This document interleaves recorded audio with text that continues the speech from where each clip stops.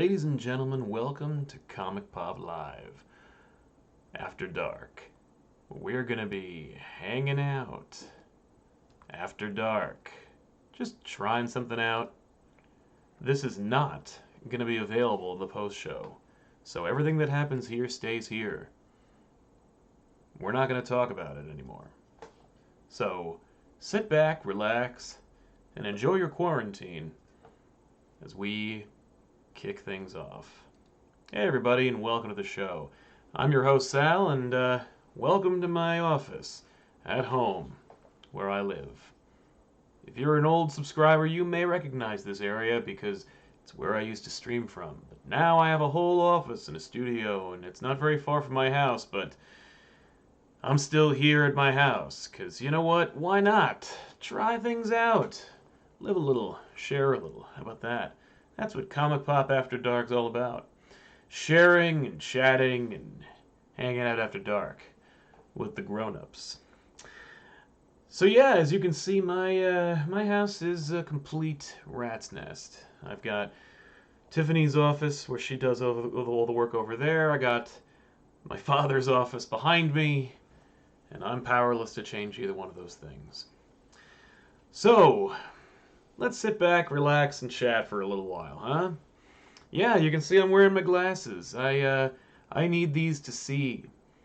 But when I'm not settled in for the evening, I wear my contact lenses.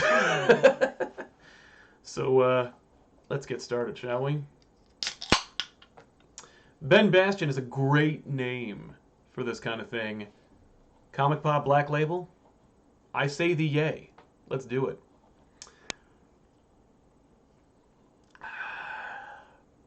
Good stuff. Oh yes, good point, good joke, cat's nest, because I do have one of those as well. So yeah, we're just gonna hang out for a little while. I noticed there are a lot of people in different time zones, and I moved all the shows to kind of the morning to fit my convenience, but I feel like we lost something along the way. We really kind of alienated our international audience. So at least as far as the quarantine is concerned, we're gonna try these out. Occasional after dark live streams where keep it loose, keep it chill. We're not gonna get all uppity. We're not gonna talk about the comic book industry unless you ask about it.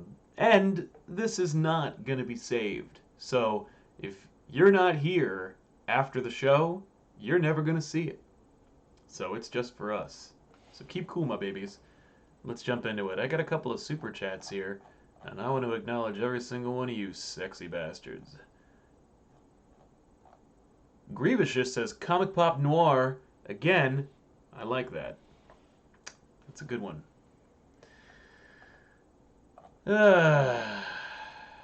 Jake Stanley says cheers. Cheers to you, Jake. William Reynolds helping us out for $1. Thanks, Bill. Rusky, what do you have to say? This is the show where Sal rants about how Marvel and DC are both owned by aliens and lizard people. Yeah, let me just grab my tinfoil hat, and we'll get started. No, I feel like there are enough channels that make a dime off of that line of thinking. Grievous, Sal out here sounded like a late night radio DJ. You know, I used to be your late night radio DJ in my college years. I was roped into it. My friend from college, Josh, who's an incredible author and a good salesman, he roped me into a show called The Beatles and Blues, where we played the Beatles and the blues. And I really enjoyed talking to people, even though it was an AM station in a college town that had a population of about 200 people. So the illusion of talking to people you don't get to see was there. I was already a proto-YouTuber. And then after he graduated and I stayed on because I was in a grade younger or two than him, I just kept the show going. Not as Beatles and Blues, just kind of like as a late night talk show. And it lasted about 2 weeks, because I couldn't work the dials and knobs. John Holbrook, late night pop, I'm in. Well, We're lucky to have you, John. Ben Bastion says, Sal, will you ever be doing anything with any of the Red Letter Media guys? Again, because the stuff you did with Jack was cool. I agree. It was cool. It was very cool. I had a great time with Jack. We chat every once in a while. And I try to reach out to him to see if we can do something together. But I want to make sure it's not just arbitrary. I don't want to scare him away. But yeah, that's my only tether. That's a big ass tether. I mean, Jack's an awesome dude, and not only is it a tether to Red Letter Media, it's a tether over to Yahtzee, and and the good people over there. So that's pretty awesome. Yeah. But yeah, that's kind of it. I'd love to do more with them. Anything with them. So from your mouth to their ears, let's put it that way. Wes Morris, nope, I'm sorry, Brown Coat Alex, £5. Thanks, Brown Coat. Wes Morris sending good vibes during these crazy times. Damn right, man. These times are a crazy. But we're keeping it chill right now. Aaron A, yo Sal, how's the day-to-day schedule? Keep it cool. I'm trying, baby. Let me tell you something. The day-to-day schedule is tight. You know, but not too tight. No, it's good. I'm very happy, very comfortable. I mean, this is not too dissimilar from my usual schedule, right? I mean, what I do is I get up at a leisurely time, and then I put in the time to make what you guys want to watch. You know, some days that involves shooting something. Most days that involves shooting something live.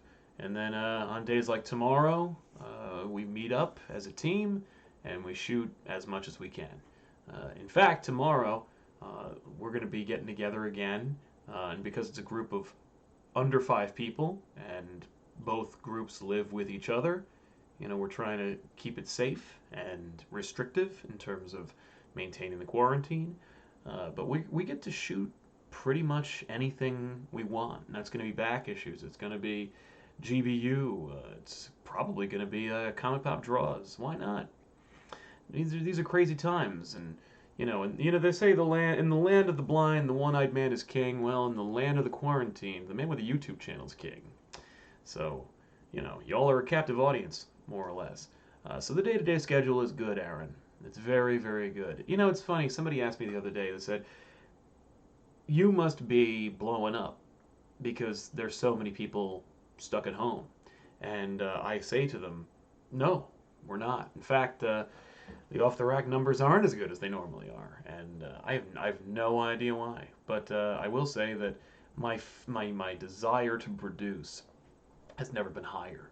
You know, I like making stuff. I'm happy to produce, and feeling the crunch and knowing that like everybody's stuck at home makes me want to make more and try to appeal to as many of you as possible." Caboose, I know you aren't a big Lodell Red Hood fan, but his first 25 issues on Rebirth is some of the best Red Hood ever. You might actually like it. I might. I don't know, man. I'm not a big Red Hood fan, but you know, I'll try anything once. Rodney Coverdale says, "Have to go to work, so I won't be staying. It's after 12 at night, so either you work some crazy late shift or you're Australian." But good luck to you, Rodney. Thank you so much for your kind contribution and for hanging out with us for the limited time you had.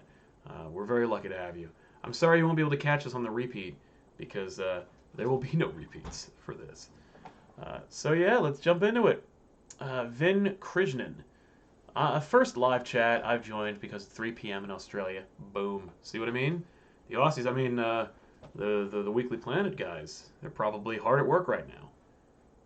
You know, normally I'm in bed. Not now. Heartless Fang, Sal channeling his inner Rob. Yeah, right? Rob's like this all the time. I don't vape, though. Or imbibe. So, you know, I lose it every once in a while. Alex Sanchez, Sal, woo! Yeah, Alex. Alex, woo. That's what I say to that.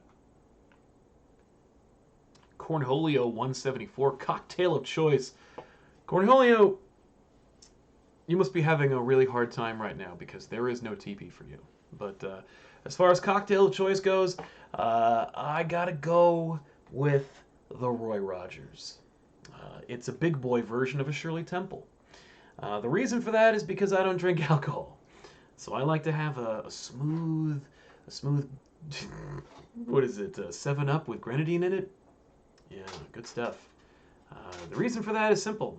I don't drink. I've seen the dangers and the effects of alcohol, and too many people in my family drink to excess. So I went cold turkey, no alcohol whatsoever. So my cocktails are pretty tame by comparison. I tried a rum and coke once, and I almost threw up.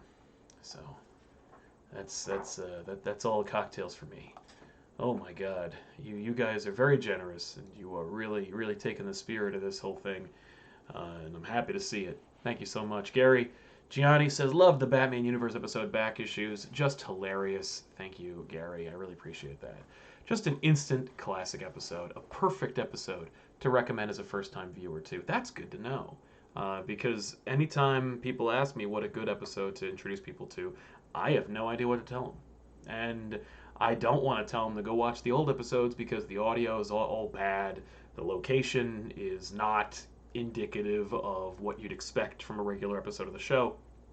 So I'll just point them to Batman Universe. The one that I really like to point at is the Sailor Moon episode, just because anything can happen and it's ridiculous. But yeah, I'll go with that. Thank you.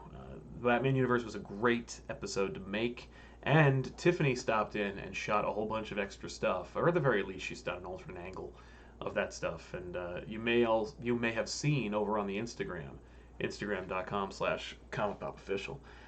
You may actually have seen a little alternate take of our conversation about sharks, and there's more where that came from. Let's put it that way. Niall Witherspoon, hey Sal, have you ever watched Dope Spill? And if so, have you ever thought about doing a back issue with him and Rob? Well, I have seen Dope Spill, and I don't know him, not biblically in any way. Certainly not in any way, so certainly not biblically. But I don't know Dope Spill, unfortunately. I've seen his stuff. I don't even know if he's anywhere near here. That's the thing, is that back issues for me, they can't be remote. The magic is on the couch. And Rob, he don't live here. He didn't even live near here anymore. So Rob's tough to get, you know. But and Dope Spill, I don't even know where he is. So it's harder to get. And honestly, since I don't know him too well, my first impulse would be to get somebody that I know. You know, get more folk that I've worked with in the past physically on the couch, you know. So I wouldn't be averse to it, I'll put it that way. But I don't know him, you know. Somebody, I think it was Rob, was on Twitter the other day, and he said we should all meet up at New York Comic Con. And he included Dope Spill in that, and Dope Spill did respond. And then Rob pulled the old switcheroo and said, oh no, I don't mean this year, I mean the following year. Well, I do mean this year. So if any of you good people want to meet up at New York Comic Con this year, and they haven't, we should, you know. I'm looking at you, Dan Larson. Loto Stud 2014, $2. Sal, are you high, man? Nah, I'm just chill, just keeping it cool, keeping it loose. It's after dark, baby, and this isn't gonna be repeated. You know, this is the only time you're gonna watch this, and I want to keep the environment chill. This isn't just off the rack without Tiffany. This isn't just Elseworlds Exchange without anybody else. This is just me here in front of the camera. You're in my home. You know, I'm not gonna get all up in you. I'm not gonna get all up in your face, get all aggressive. Forget it. I'm gonna channel my inner Adam the Woo. Just keep it chill. Rusky 910. So after watching the Batman Universe back issues, I found the New York Comic Con panel with all the Batman writers, and I'm confused. Is Frank for or against killing Robins? Because he talked about it a lot. You know, Rusky, it's actually funny you should mention that, because if you aren't familiar, I am a big advocate of the old Wizard magazine. And over in one of my... And I like to keep a stock of Wizards in the bathroom, you know, for reading material. And one of the recent Wizards I pulled has a 10-year retrospective on The Dark Knight Returns with Frank Miller. And in that interview, Frank Miller mentioned how much he hates Robin and didn't want to put him in Dark Knight Returns. And it was apparently from the goading of other professionals, that he ended up using Robin. And, in fact, it wasn't even his idea to make Robin into a girl. That was from somebody else. I want to attribute it to John Byrne, but I don't know if I'm right, and don't hold me to it. But I will say that another creative suggested, hey, if you don't care about Robin, and you're just going to put him in as an afterthought, why not make it a girl? Because that'd be kind of cool. We've never seen that before. And it just so happened that he created my favorite Robin. Now, I always say Tim Drake's my favorite Robin, and that's because he's the only one in continuity. And I don't want to hear about the New 52 Carrie Kelly. She doesn't exist. She got erased by Dr. Manhattan. But, yeah, Carrie Kelly is easily, like, the best Robin. She's pure distilled Robin. Although what's interesting about that is that in the very interview, and Tiffany pointed this out to me the other day, was in the interview, Frank Miller found his niche, how he could understand Robin.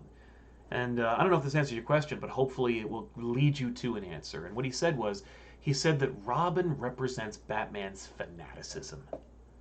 That Robin is a perfect example of Batman's fanaticism.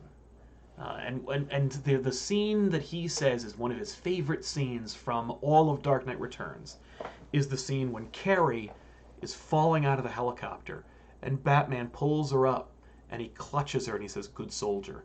I love that scene, but I don't know if I love it for the same reason he does, because for him, the scene is just Batman insane, fanatical, obsessively hugging this soldier in his war. So I don't know if Batman hates Robin so much as he is happy to see them die because they're soldiers in Batman's fanatical war. James Robbins, what are some good comic book reference books that writers should own? What about good writing references in general? Like On Writing by Stephen King. On Writing is, if you want to be a writer, or if you have any interest in writing, you gotta own On Writing by Stephen King. If you want to write comics, or you want to understand them better, you gotta read Scott McCloud's books on understanding comics. And you also should get a book by Peter David. I believe it's called Writing Comics by Peter David. But if you write Writing Comics Peter David book, you'll probably get it. It's very interesting, and it's incredibly useful. And while it doesn't give you a good indication as to how to write comic scripts, it does help you kind of understand the fundamentals a little bit. And it helps you to kind of get your footing if you're looking to get into writing for comics. So I would recommend at least the Scott McCloud books, and there's many of them. So if you just type in Understanding Comics by Scott McCloud into Amazon, you'll see the rest of them. Get them all. And get them at a discount. Get them used. Get all your books used. And get the writing by Peter David. Alan Moore wrote a writing book for comics as well. Take that as you will. It's much shorter than Peter David's, but it may be very interesting. I don't know. I found it very dry. So that would be my recommendation. The other recommendation, obviously, and honestly, when I was a kid, I wanted to write movie scripts. Well, I wanted to write movies. I wanted to be a film director. I wanted to understand how to write scripts, so what I ended up doing was reading a lot of them. I went to there was a website, it was called Ray's Scriptorama, and it was basically just like a complete visual archive of every script for every popular movie ever made. And it was a great resource because not only did it give you inside info, because it showed you deleted scenes, like alternate takes, all that other stuff, but it also taught you the format. It didn't explain it, it took me a long time to learn that EXT meant exterior and INT meant interior. But, the more you read, the better your writing will get. Solid Ocelot, my job is paying us double pay to continue coming into work during these times. I have mixed feelings about it, but it allows me to send some money to my favorite YouTube channel. Solid Ocelot, thank you very much for your kindness and your generosity. I would have mixed feelings if I were in your position as well, but I do really appreciate it, man. Thank you.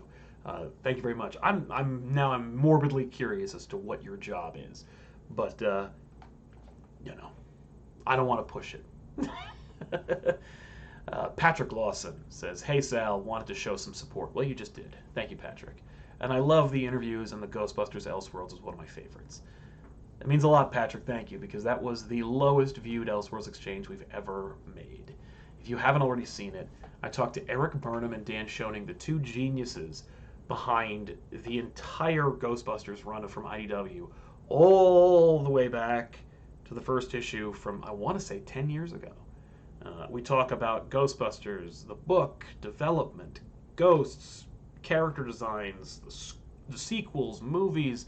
It is a Ghostbusters fan fest, and it's by three people who probably all own Ghostbusters flight suits. If you like Ghostbusters, you should go back and watch the Ghostbusters Elseworlds Exchange. I thank you for checking it out, and thank you for digging on it, because it was a lot of fun, and it was harder to get working than it should have been. By the way, artist on Ghostbusters is Dan Schoening, who is incredible. If you have not seen his work, you probably have, and you just don't know it. He draws the Ghostbusters books. He designed the characters for the Wii Ghostbusters game, inadvertently. What he did was he did the designs for his own version of Ghostbusters, and then they ripped him off. It's really interesting. Look it up. Ben Baston says, I just watched both of the Evil Deads for the first time. And I was wondering, are they connected? I know 2 and Army of Darkness definitely are, but I don't know about 1 and 2. I will tell you this. Evil Dead 2 is a remake of Evil Dead 1.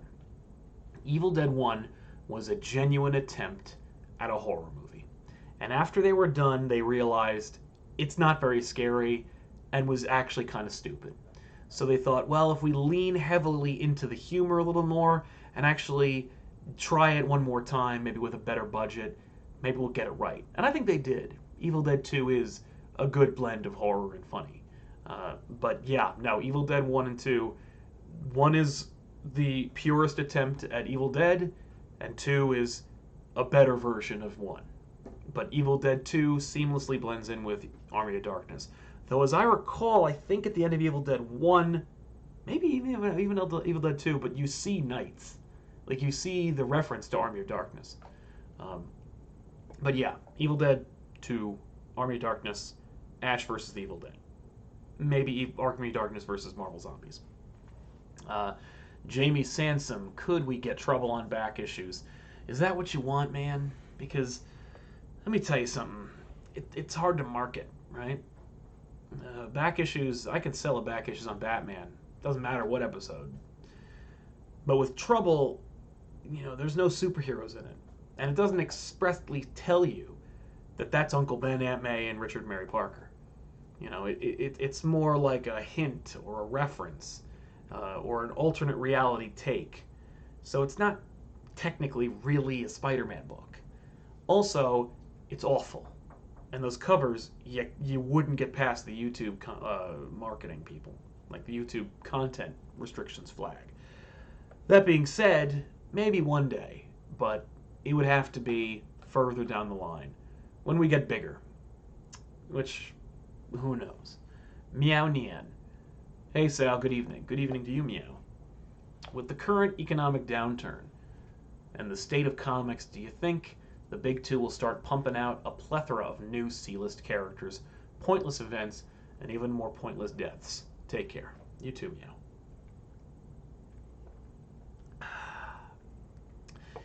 That's a good question. I think if the current response to the economic downturn, as you called it, is any indication from the comic book industry, and more specifically Marvel Comics, I think you can expect them to behave exactly as they have for the last 20 years. I think they're averse to change. I think they're averse to risk.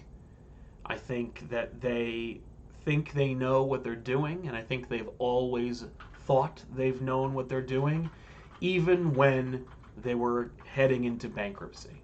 The only difference is, of course, after they did that, they bet the farm, and they won big and became the largest comic book publisher in the world. And when I say that, I mean superhero comic book publisher. Don't at me, manga fans. Yeah, I think that Marvel probably won't do anything different. I know you're probably referring to the New Warriors thing. I can't speak to that, and I wouldn't deign. because I don't care. But I think that if they were planning on making new C-list characters, they're going to do it. But if you think that they're doing it as a response to the economic downturn, I think not. I think it's more like, meh. They do what they want. Cam Senses, have you thought about doing a book club for books that don't make back issues? That's a fun idea. The question is where would it go, right? Maybe here? Maybe one of these? Do we record you guys giving reviews for them? That's your homework. Let me know someplace else, because this episode will not be airing. But it's a good question. A book club. I've seen others do it. Sam Basher over on Twitter. He just started one. So while you're waiting, go check out his comic book club. Born Winner 55. Did you ever get to read Tom King's Superman Up in the Sky? I'd love to hear your thoughts on it. I read the first issue, and I thought, this is pretty good. And I just never got around to reading the rest of it. But I did pre-order the trade paperback. So I'm waiting for that to come. Amazon says it should be here whenever. They have no idea. It doesn't actually go to print, or at least doesn't go on sale for another 2 weeks. So you can expect it probably not to arrive at my house for another 3 weeks. And if that's the case, you probably can't expect it to be shot on back issues for at least a month. So if you want to see it on back issues, number one, you will. Number two, it's going to take a little while. But not because of me. It's because I have a very specific system of how we make the show. I like to have a trade in my hand. If I have to do floppies, I will. But in the case of Doomsday Clock, why? Why bother? Plus, all my copies of Doomsday Clock are digital. So I can't speak to Up in the Sky. I've only read the first issue. Dakonaton, holy crap, you're awake. I am awake, man. Yeah. This is usually my... I'm usually awake by now. Ever since the quarantine, I've been going to bed around 2 in the morning. So I'm good to go. Mr. Vinyl Fishstick, is this ComicPOP Black Label? Good point.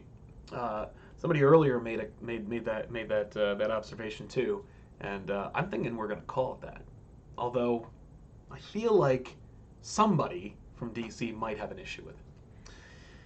I kind of like the After Dark feel though. We'll see, but I do like the name. Oh boy, wow, there's a lot of you guys. Hang on, we're getting to you. I promise. We'll get to every single one of you once I scroll up. Man, there's a lot of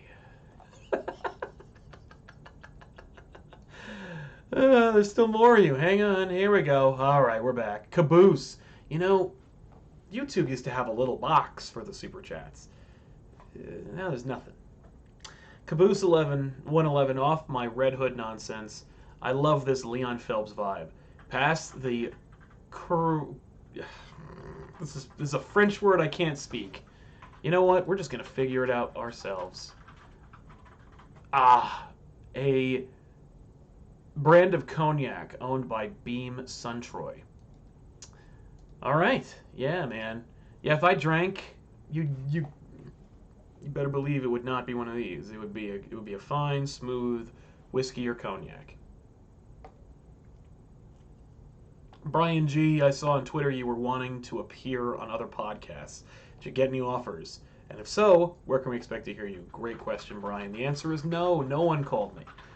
No, it's not true. I got a couple of bites, but no formal invitations. Nobody emailed me, but we did get a lot of great recommendations. And to be fair, I didn't ask for them to invite me. I thought that'd be kind of presumptuous. I said, recommend me shows that I can cold call. And I should really do it because, as you can see, I've got some time on my hands. So I will be reaching out to many of your suggestions. If you haven't already seen it over on Twitter, Sal Says What, I asked if there were any podcasts out there that I should be cold calling to show up on. But I promise you, if and when I get on any, I'll let you guys know. Dakonaton, any idea when you'll do Mr. Miracle? Soon? I want it to be soon. I really want it to be soon. The only issue is I wouldn't be hosting that episode. That's a Tiffany episode. And it's one of about 4 or 5 Tiffany episodes that I want to get done this year. And I don't know when that's going to happen. I'll be honest with you. It really depends on not me. Did you really throw a spitball at me? This is gum. I didn't realize it was when I threw it. You hit me with gum. No, you can't have this back. This is mine now. I'll put it in the trash. Yeah, oh no, something's going in the trash. This included. Manav Vora, hey Sal, wanted to show some support. Well, you just did, Manav. Thank you very much. I was wondering if you ever talked to any of your students about comics, maybe help teach about a particular topic. I did talk to students about comics. I didn't necessarily tie it in with my students. My students, we were working on things like Romeo and Juliet and the Scarlet Letter. I didn't have a good avenue to do that. I really kept it very, very professional. I kept it very limited to what they were supposed to be listening to me talk about. But I did, outside of class, talk to different students that I could tell were into comics, and I did recommend them. It's very easy to catch a high schooler who reads comics. They usually have them all over themselves. Either they're drawing them on their notebooks, or they have like a binder with Spider-Man on it, or something like that, or a shirt that indicates it. But I drop a couple of references. I used to do that, and that was a good way to indicate that somebody to the people who knew that I was in the know, so to speak. But I never really got a chance to tie it in a really impactful, meaningful way in my lessons. But I feel like I've reached more people with this than I ever did in the classroom. And I've had more meaningful connections here than anywhere else. Alan Osborne says, I know it will be a while, but I hope we can have another Comic Pop live stream like the old days. Dude, me too. Alan, I love those. And I think that the guys and gals love it as well. And I can't wait to do another one. I kind of made the declaration that after we hit, I think, 50,000, we'd do 100,000. Apparently that was presumptuous because it's going to take us probably another 5 years to get to 100,000 subscribers. But I promise you, once we hit that 100K, there will be a big-ass show. And I'm very excited about it because we've earned it. You know, we've earned it like 100 times over. So I miss it too, and I want to do another one. Andrew Forster, thank you very much, man. That's very generous of you. Aaron A. Abby. Hashtag sad swamp thing. Abby. I swear to God, you guys, you gotta go over to DC Universe and watch the Swamp Thing show. If only just to catch Swamp Thing go. Abby. He's very sad, and all he wants to do is sleep with Abby. And then he gets the chance and he doesn't take it. What an idiot. Anyway, thank you for the reference. Ray Mux, if Marvel and DC were to do a crossover, who'd fight the Super Sons?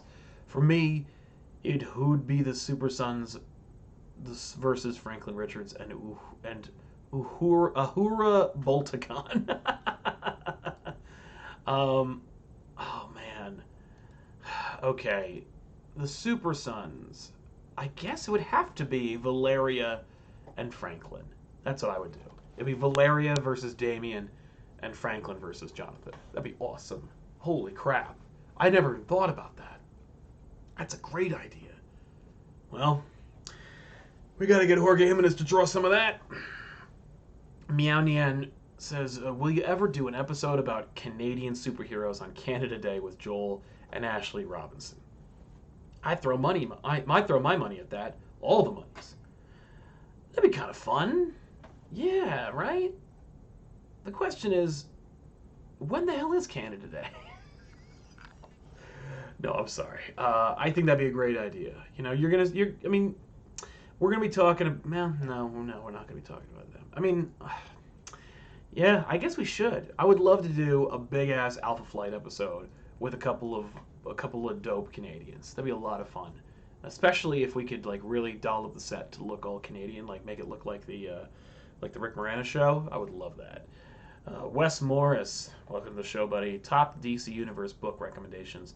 Also, I highly recommend Scott Snyder's book, Voodoo Heart. You know, I've seen that book, but I've never read it, but we have at least 2 copies of it. As far as DC Universe book recommendations go, you know, anything by Darwin Cook, you're going to do great. Obviously Batman Universe is a new thing that just recently came out. It's excellent. Any Superman book from my list is a high recommendation. In fact, if you go to Instagram.com/ComicPopOfficial, we made a couple of reading lists for you, and 2 of them are full-on Superman, Batman recommended reading lists that include huge runs that will not only eat up a lot of time during your quarantine, will also help exercise your brain because they're really dope runs. Ruben Gonzalez, you're awesome, Sal. No, Ruben, you are awesome. Thank you very much for your super chat, and thanks for being here in my awful-looking office. You seem so genuine. Thanks, bro. I do seem it, don't I? No, it's not. It's all an act. No, thank you, man. I appreciate it. I'm trying. I remember watching Phil DeFranco on YouTube when I was working somewhere, and I was like, man, he seems so chill, and I want to do that. Like, it seemed like a lot of fun. And so when I started shooting videos like him, it was just very much a Phil DeFranco impression. And I was like, this isn't working. And so I basically was like, hey, how about I think it was the fact that I did it like 18 takes for one thing. And after like the 25th take or whatever, I just got so frustrated. I ended up doing something more honest and real. And I've never stopped. Also, with back issues, the big thing is I'm with my friends. Me with strangers or with peers, like professional peers. You get a different animal than the me with my friends. Super Comic Fanboy 616, Bleeding Cool hinted at active talks between key people at Marvel and DC for another crossover. Be careful what you read on Bleeding Cool, man. They are one of the premier websites for comic rumors, but then I just told you that they're one of the premier voices in comic rumors. So remember that they are a rumor mill. And as much as we all want a Marvel DC crossover, my concern is that, it's a lot of talk from a lot of people who don't have a lot of pull. It's just creators, and as much as Donny Cates or Gail Simone or Josh Williamson says, I want to do this thing, and I think it'd be totally friggin' dope. If the publishers say no, then that's that. Then it's just fan art, or it's just fan fiction, But I want it.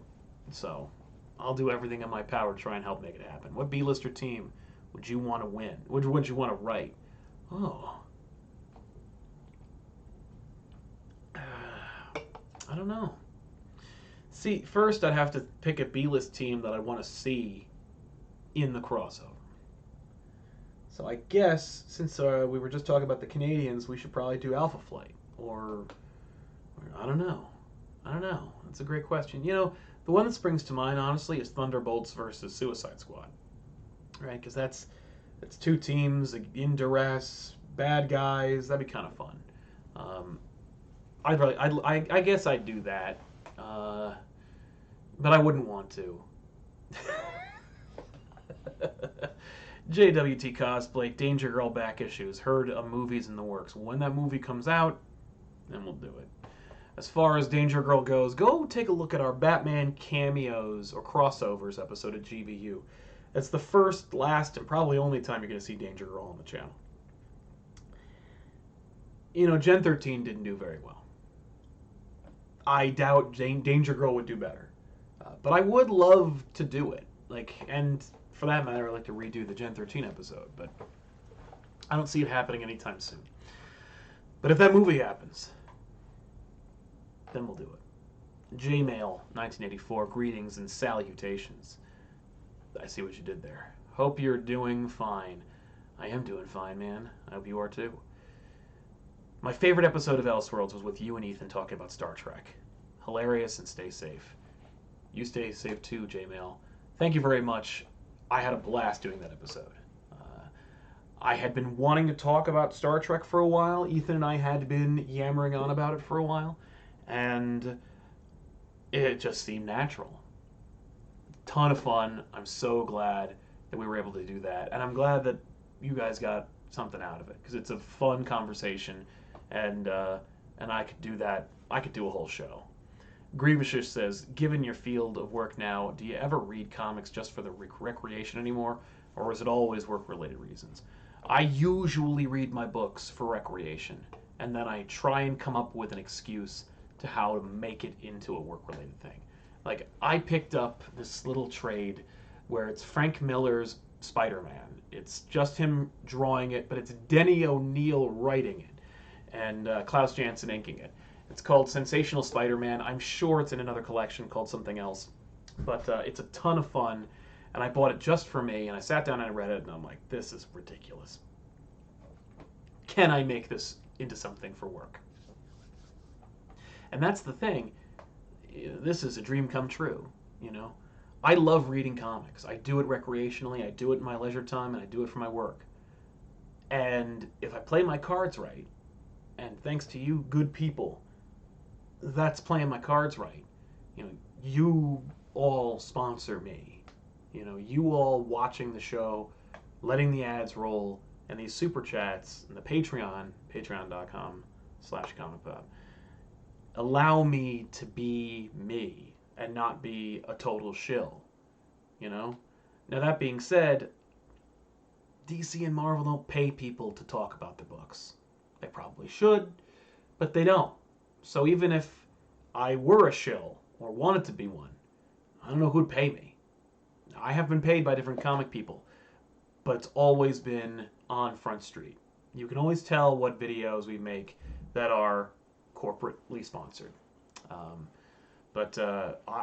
read for fun first, and then try to weave it into a show. DC versus Marvel All Access, I just wanted to do it. And it did well. Baron Chugs, what superhero video games would you want to see? I've got them, man. I got the perfect Batman game, and I got the perfect Spider-Man game. Everything else is just icing on the cake. So, I guess just more of the same, you know? I keep hearing about this fabled Superman game.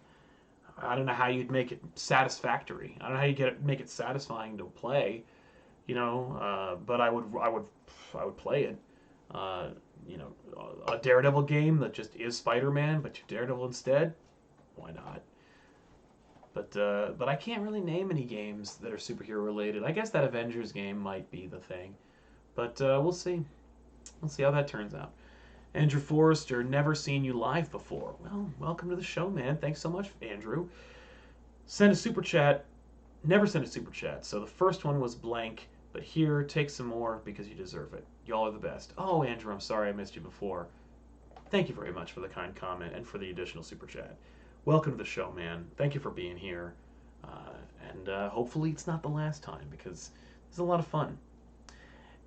Adjusil, or says, we need to know Tiffany's favorite shark. That's true. We found out who everybody's favorite shark is except for Tiffany. Oh. What's your favorite shark?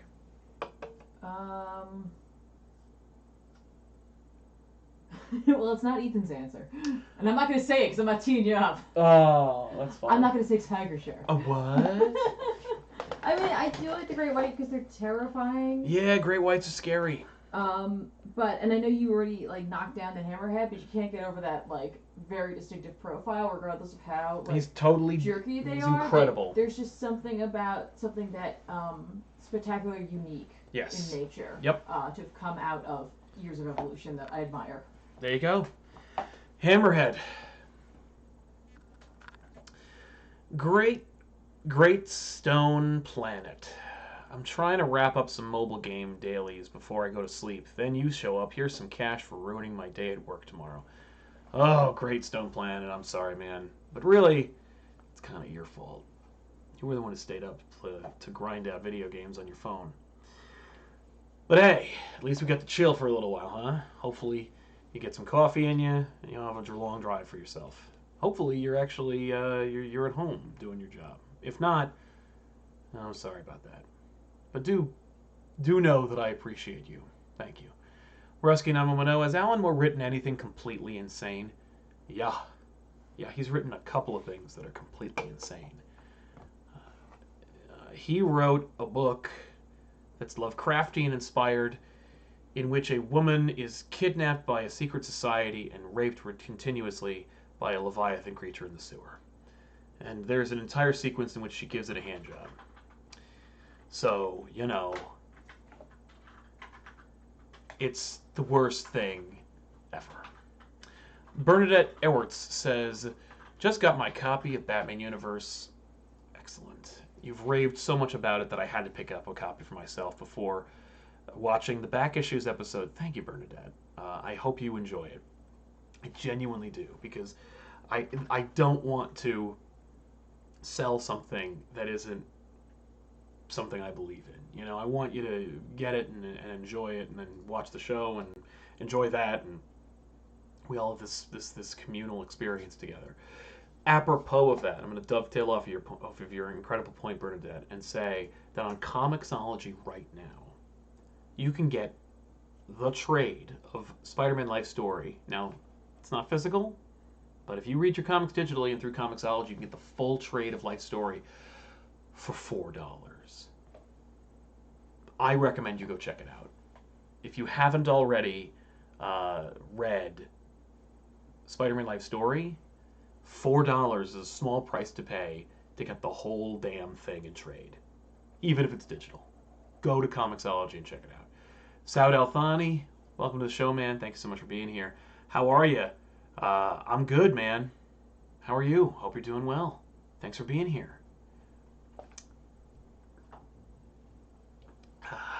Mr. Rayguns, hey Sal, hope you and everyone has been staying safe. Been binging back issues the past few days. That's what I like to hear. Thank you, man. I love / can't get enough hearing about people actually binging the show, because that means that essentially what you're doing is you've been hanging out with me for God only knows how long. It's just humbling and mind-bending. Thank you, man. I love that show, and I love making it, so I really appreciate it if anybody watches it. Colin Scott, hey Sal, great to see you staying active. Thank you. I'm trying. I mean, I'm not on a treadmill or anything like that, but I am trying to keep producing. It's been an hour since I posted my tweet about reorganizing my collection, but I'm almost done. Nice. I did see your incredible. I like your collection, by the way. Nice stuff. But I'm almost done. I've finally gotten around to watching my Batman the Animated Series and Batman Beyond Blu-ray sets. Nice. Those are good sets. I have Batman Beyond. I think I have Batman the Animated Series. I don't think I have Batman Beyond on Blu-ray, but I do have DC Universe, and they're the high def digital transfers. So, but yeah, man, there's nothing like throwing on an old episode of Batman the Animated Series, realizing that it's probably only about 20 minutes or so, and then watching like 2 more. Especially, what I like to do, particularly because I use that app, is I just go and pick an episode that, like, as a kid I would have avoided or not been interested in, and see how much better it holds up now. Like Bullet for Bullock, or the Doctor of the Crime Doctor. Those episodes are so fun. Also, if you watch the Crime Doctor is voiced by the guy who played Kurt Connors in the Spider-Man animated series from the same time. Bruh, Sal, been watching your stuff since middle school. That's friggin' dope, man. I'm a huge fan. I'm graduating soon, and I wanted to know if you think long distance relationships work. Oh, bro. Okay. First of all, it's incredibly sweet to hear that you've been watching since middle school, man. Thank you. And congratulations on graduating. In fact, let me know. Somebody give me a signal boost so that when we catch up, I know this. Brother, what are you doing for graduation? Like, are you going to walk?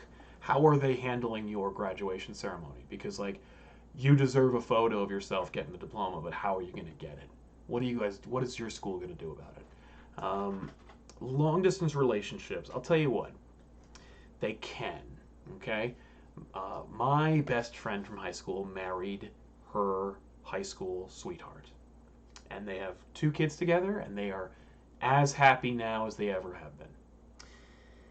I had a girlfriend in high school too, and I wanted / was convinced that it was going to work. And it didn't, obviously, and for the better. I think everybody suggested that we try. And this was during a time before this kind of stuff. We could Skype, but it was harder. I wouldn't get my hopes up, but I also wouldn't throw it all out. You know, if you've been together for a year or two, you know, it may be more personally satisfying to say maybe we should end it here, but you never know. So what I'll say to you is I would keep an open mind in every regard. You know, don't necessarily break up, but keep your mind open when you do go to school or wherever you go after you graduate, that you probably might meet somebody else. And if she meets somebody else first, don't hold it against her too much. Jason says, instead of buying games, here is my support. Dude, thank you, man. As I understand it, there's not a lot of games for you to get right now anyway. Last of Us 2 ain't coming out, but you could have gotten Doom. I do appreciate it, man. Thank you, Jason. That's very, very kind, and it's very, very generous, and I really, really appreciate it because it does help us out in a big, bad way, so thank you, dude. I will say that if you have any scratch left over, I think the Nintendo Switch is having some killer sales right now. You can get stuff for like a penny. So, you know, you might be like, okay, so I dropped too much money on that idiot over there on the ComicPOP, but I might be able to grab something entertaining over here. So, you know, check out those Steam deals. But thank you, dude. That's very cool of you. Thank you. Rusky910, if you could get anyone on a show, who/which show? Kevin Smith, back issues, done. Right? If we could do a vice versa where I go on Fat Man Beyond, all the better. If I could get on an episode of Best of the Worst, I think that would be pretty much it for me. So that's what I'll say about that. Jeffrey Candolo says, during these uncertain times and stressful times, your back issues really do help me getting my daily dose of escapism. And for that, I thank you, sir. I thank you, Jeffrey, for watching them. Because if you had told me in high school, middle school, college, hey, people like Jeffrey are going to be watching your show, and they're going to be binging it, and they're going to, like, laugh, I would have been like, yeah, because I've always expected to make a great show. But if you had said it was about actually being in front of the camera and just being yourself, I'd be like, you're a lying scumbag and I'm going to punch you. Also, why did we get so fat? And I'd be like, well, you should stop eating tail and mac and cheeses now, because it's not going to help you. But really, like, I expected to make things, but I never expected to be in them. And it took me a long time to learn that if I wasn't in them, then they weren't going to get done. And so this is incredibly humbling, and thank you, man. I'm so glad that we can provide some measure of escapism. But I will say, the funny thing is, it ain't, you know, as I just tooted my own horn, it ain't me. It's just me with some really funny, incredible, talented people. Elemental Hero Luis says, thank you for the countless hours of back issues. Thank you for doing Life Story. I love it. Keep up the great bucko. You too, Elemental Hero Lewis, or Louise. You're very welcome. I'm happy to make them. I'm lucky you're watching them. And man, you know, the guy you should be thanking for Life Story is Chip Zdarsky. Dude wrote a killer Spider-Man book. And the cream rises to the top. Like, you know, you didn't need me. You just needed somebody to tell you, hey, Zdarsky here, man. He knows what he's doing. Violet Collins, as a person in recovery, I'm sorry to hear that, Violet, but but I'm happy to hear you are in recovery. It's great to hear people taking pride in sobriety. Good for you for not starting. It's really great to hear, even 4 years into sobriety, that people are taking pride in sobriety. Yeah, man. man, it's all about just like not giving in and finding other avenues. So I'm happy to hear that you are in that you're 4 years in. Here's to another four, and another four, and another four. Good on you, man. Thank you. Thank you very much. Ben Baston says, Sal, I liked Transmetropolitan, but I'm horribly bored by Planetary and Next Wave, so I don't know if it's me or some of Warren's stuff is an acquired taste. It is. It is. It's absolutely an acquired taste. I thought The Wildstorm was one of the most boring things I'd ever read. I did that professionally for DC Fans Channel, and I had to call my contact and basically burn a bridge by saying, I can't review this book anymore. It's so boring. Thank you. I get it. Warren Ellis, and I really appreciate the way you said it, because it's so much more constructive. Because it's easy to be bored by somebody's work or for it not to click and for you to say, he sucks. But it's Warren Ellis, so you know he doesn't suck. It's just that there's some things he writes that you want and some things that he writes that you don't. And that's where we are. But, yeah, I don't blame you. Psycho Red, will you do sex criminals on back issues? Or does the title risk demonetization too closely? It does. That's one of the main reasons. In fact, Sex Criminals was the highest viewed episode of Hack and Splash Page, Tiffany's independent comics show that is sadly no longer with us, by far. And it had everything to do with the fact that it was called Sex Criminals. Then it got demonetized because it's called Sex Criminals. So unfortunately, a back issues about Sex Criminals would almost certainly result in an immediate demonetization. So, at least for the foreseeable future, unless back issues is purchased by some benevolent organization that really believes in the freedom of speech, you're not going to get it. But you know, that's where we are. It looks like I lost some of the chats, so I'm gonna try and catch back up. But I'm gonna start with Robert here and go from there. You know what I might do? I'm just gonna open up the channel and then pull it up from there, because they all went away. Like the chat stopped. You know what I mean? But it's cool. We're trying to keep it loose. You know. Let's move it up. Here we go. Nope. It's even worse. All right, let me know where I missed it. But I'm gonna go to Robert Rodriguez. So, by the way, love your movies. It says, have you heard of Marvel Ruins? Yes. Not only have I heard of Marvel Ruins, but I know that Rob covered it, and that's why a lot of you guys know what it is. So I have heard of it. I don't have a copy of it. But maybe I do. I don't know. In any case, I don't think we're going to cover it anytime soon. Masani says, long-time listener, first-time caller. Welcome, caller. You're on the air. Love your work. Do you ever see yourself doing the comic Wanted on the channel, or is it too much for YouTube? I think we could get away with Wanted in terms of monetization, but I don't necessarily want to do Wanted. I feel like it's kind of a Mark Miller try-hard book. Plus the movie, you know, so we'll see. But the other problem is the movie's come and gone. So the time to talk about Wanted has kind of passed, I think. I don't want it to, but I think maybe. But yeah, I'm sorry, man. Patrick Broom, sorry, says, thanks for everything. Sorry the algorithm screwed you.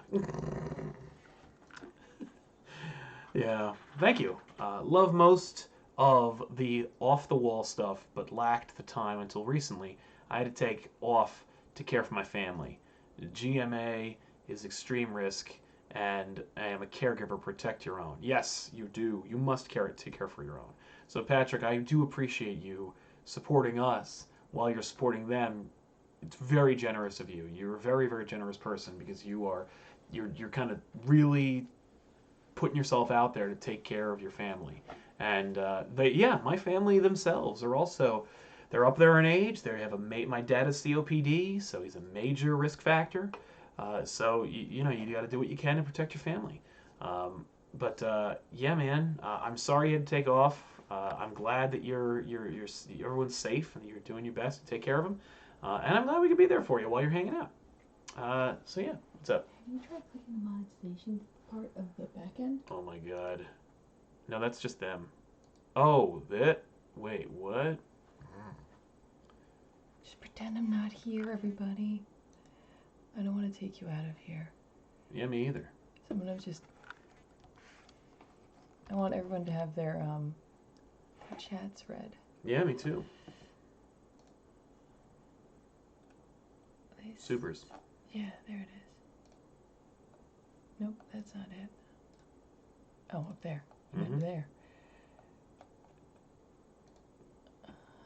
Okay, I think I got something here. Thank you. I don't know how you'll be able to sort through them now, but Yeah, well, I just gotta catch the last one and then go from there. So let's see here. Sorry, gang. sorry about that. Here we go. Uh-huh, I haven't seen that one. Uh-huh. Here we go. I think I'm there. Ah, Cam Senses says, Book Club, I was thinking it would be a streamed show from you and Tiffany to replace Off the Rack for the time being. Interesting.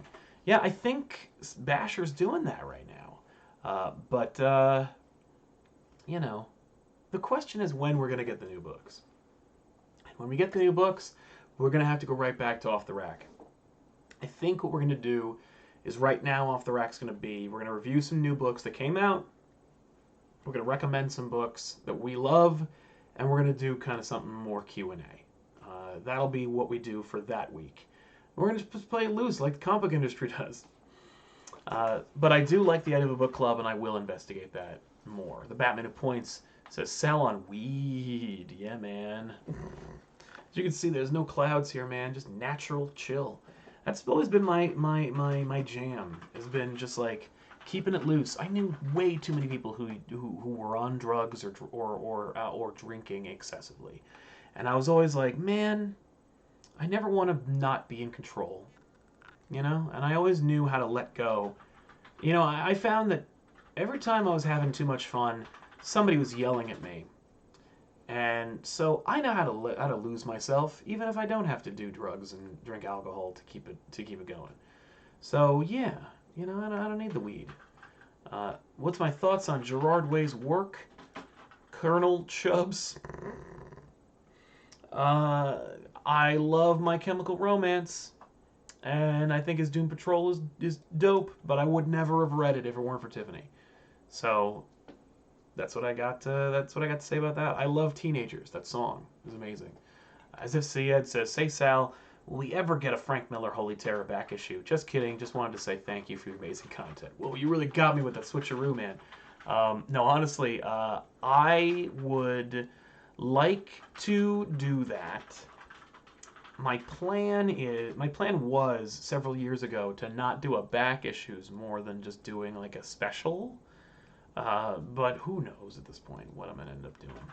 But I promise you one day we'll cover Holy Terror. Unless Frank Miller comes on the channel, in which case we'll probably never do it. William Reynolds says, I like them all, but the Tangents episode with the rando solicitor was one of the funniest things I've seen in a long time. Great video, thanks. William, thank you, man. And thank you all of you for watching that episode.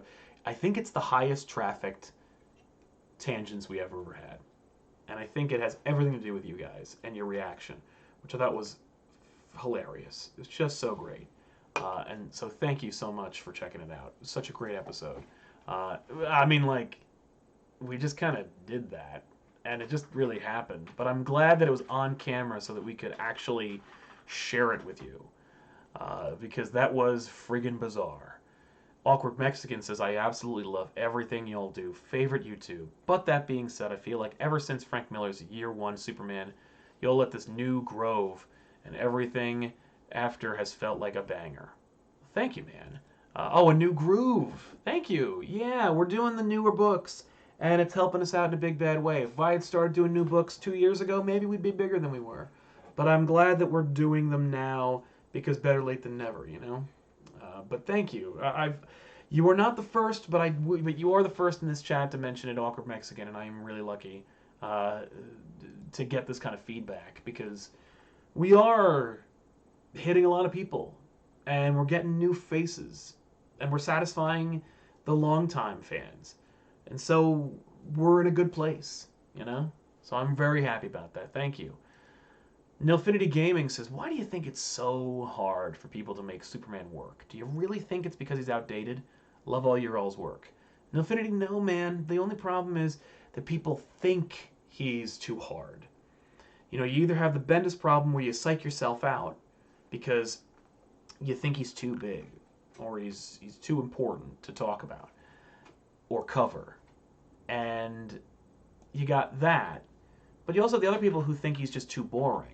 And if either group gets hold, you know, you're going to lose you're not going to be able to connect the character to anything relevant. Superman's had a hard time because I think he has been the big one, right? And Superman needs somebody who has respect but not reverence. You know, that's when the big stories happen. When they're not afraid to, like, put him through a hard time but know that he'll persevere. Cash Money in the Bank, really think you should reconsider the Comic Pop call-in show. Also, here's my balls. Amazing. Thank you, man. Good callback. By the way, if you don't know what he's talking about, we talked about this on Elseworlds. My parents suggested that we do this, essentially. They were like, you should do a talk show, like a live show, where the audience can call you and they'll be on camera with you. And I was like, no, because the first thing that'll happen is somebody will be like, great question, I had a question about Barry Allen, but first, my balls. And it'll just be like, I'm done.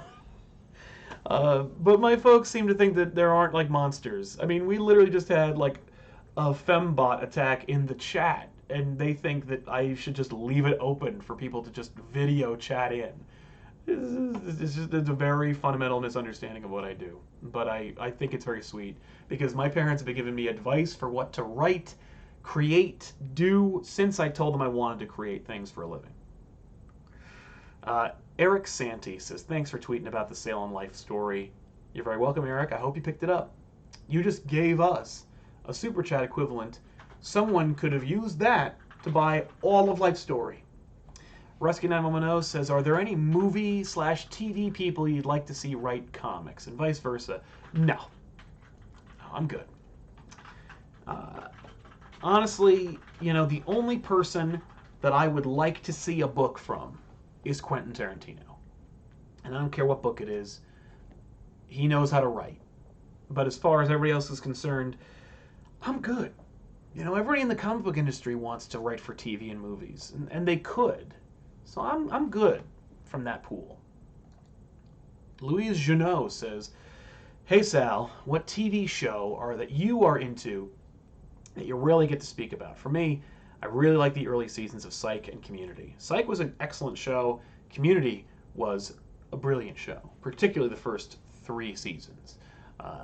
It never really came back. Even after Dan Harmon came back, once Donald Glover left the show was over. And each time another cast member left, the show died more.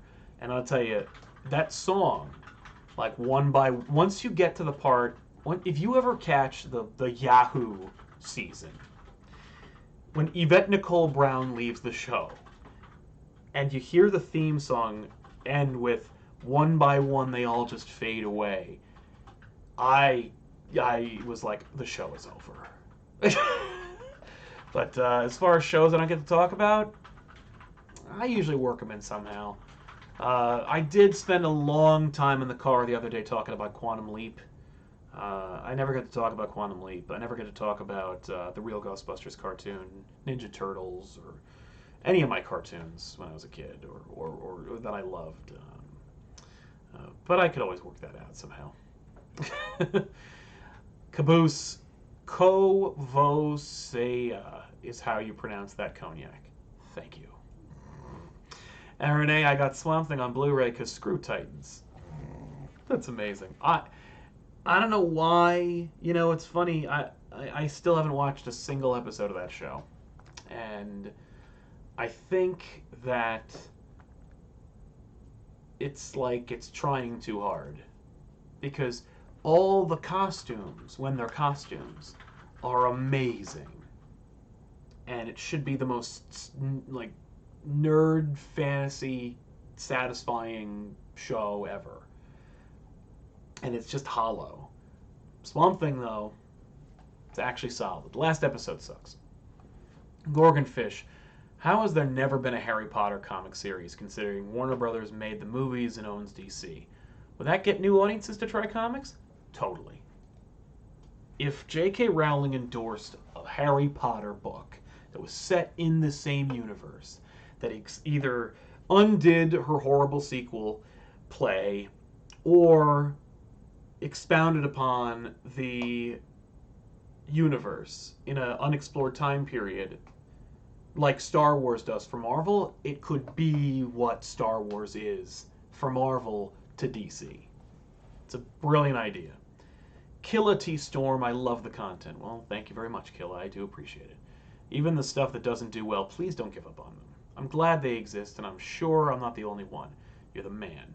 Hope everyone is healthy and safe. I hope the same for you, Killa. Thank you so much. It's very, very sweet of you to say. I don't want you guys to misunderstand. If we have to kill a show, or if I have any particular vitriol aimed at a show that we tried really hard on and then had to kill, it's not because I think it sucks. Sometimes, but 98% of the time, if I have to kill a show, I'm personally disappointed. But you know, they tell you have to kill your darlings. I have to think for the greater good of the channel. And if a show doesn't do well, we've been Sisyphuseing this boulder for 6 years, and I've watched other YouTubers come on the scene as we've been pushing this boulder, surpass us, like lap us with boulders, and it's very disheartening. And the last thing I need is to have an albatross of shows that don't perform, but I'm obstinately still clinging to them because I still insist they're great. I agree with you, but also I can't burn myself out on making like a dozen really, really cool shows that a fraction of the potential comic book YouTube audience is watching. Gerald Jones, love the show, listen to you while programming all day, and you guys keep me happy and focused. Will you ever do the Manhattan Projects? I doubt it. Not that you love the show, I do appreciate that, man.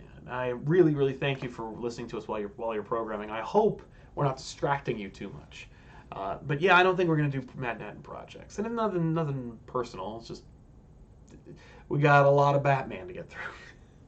Grievous just says this is going to be seen way past the original comic, but as a fellow Canadian, I suggest Captain Canuck, or we stand on guard for the back issues, or we stand on guard for thee. Tiffany loved We Stand on Guard for Thee, and I think I have Captain Canuck, so we could do either one of those. It's just a question of, I doubt either of them would perform. With Alpha Flight, I have a snowball's chance in hell of actually having people watch it. Jordan sorry, the Coke Zero's getting to me. Jordan Metviner says, Flash reading list? I'll do you one better, Jordan. I made a whole video for you. We made a Flash reading list video. You can type ComicPOP Flash reading, and you should get it. But I made a whole list for you. CJ Levin can't sleep, so stay safe and take my money.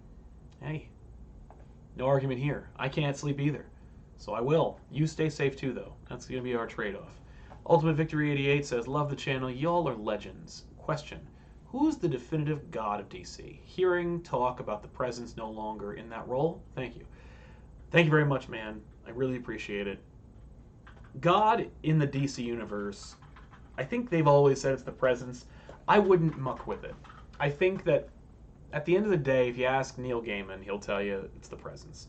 If you ask Grant Morrison, it's the presence. And everyone at DC is afraid of what those two have to say, so it's going to be the presence. But Grant Morrison would tell you that like you're God or the editors are God or something. But I think it's still technically the presence, and you can't go wrong saying it. So that's what I would say. Michael Darnell says more Daredevil, Bad Issues, Spider Issues, Gravity Fall content. It's a lot of requests, but they're all doable. Daredevil, sure. Bad Issues, probably not a bad idea to bring it back now that we're in this place. The only problem is I broke down the set. There is no more Bad Issue set. But I have been toying with the idea of changing the back issue set when we do a Batman book. But that seems like a real pain in the ass, and I don't want to do that, so I'm not going to do that. Spider Issues, again, I need a set. I don't know if I want to do that. But also, the thing about the Bad Issues, Spider Issues, compartmentalization of the back issues show is that if the audience at large were to catch wind that Back Issues is a show where we talk about everybody other than the two most profitable superheroes, then we're going to lose viewers.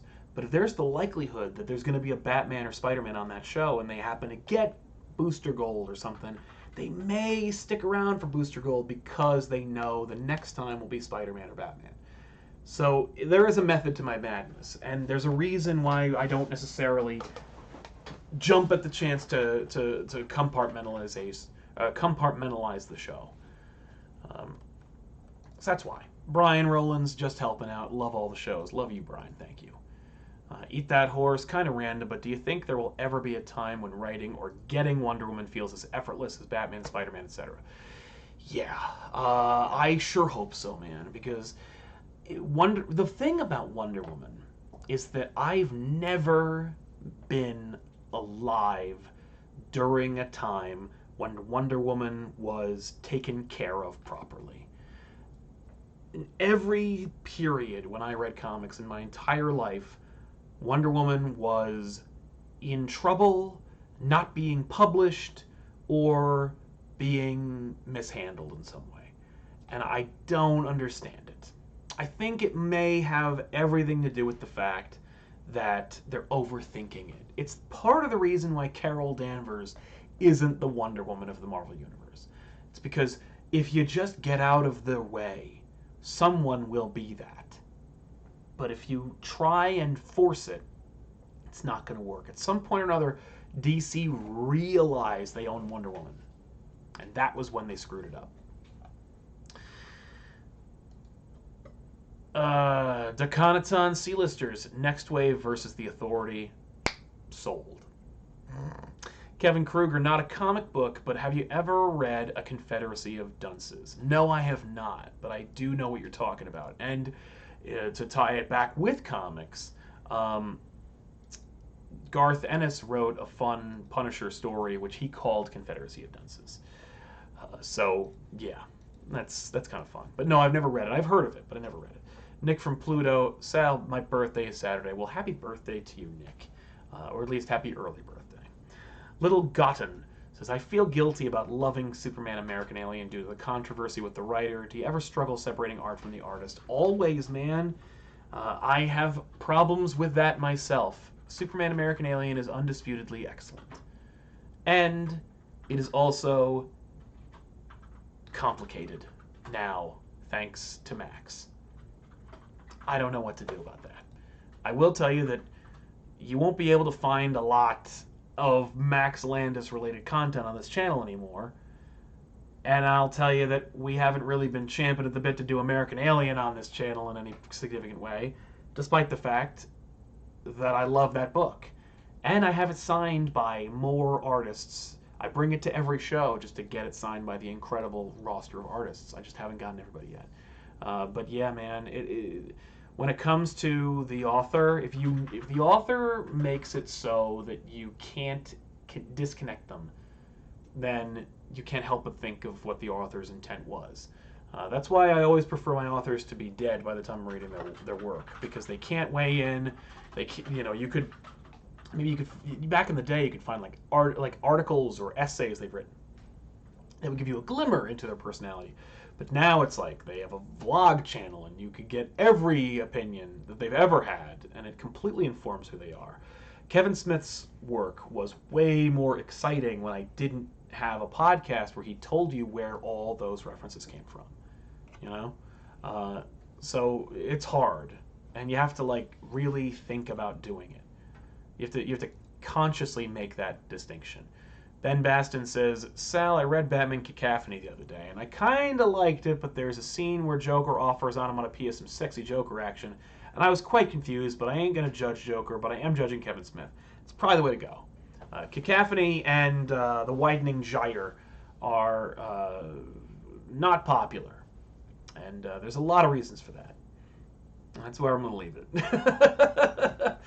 Gerard Zachariah, just want to let you know you're pretty swell and to keep up the good work. Well, Gerard Zachariah, I appreciate that, man. I think you're swell, too. Thanks so much for being here. Dion Z, Comic Pop After Dark. What dark multiverse kind of crap's going on? No, baby. Don't worry, Dion. We're just keeping it chill. It's just after dark. Shh. It's nighttime. It's 1 in the morning where I'm from. So we're just keeping it chill. So excited. My favorite episode was Spider-Man Blue. Thank you. I love that episode. It's so funny. That Rhino thing?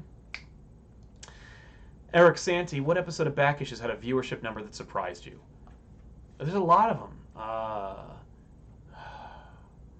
I was surprised that the Illuminati did so well.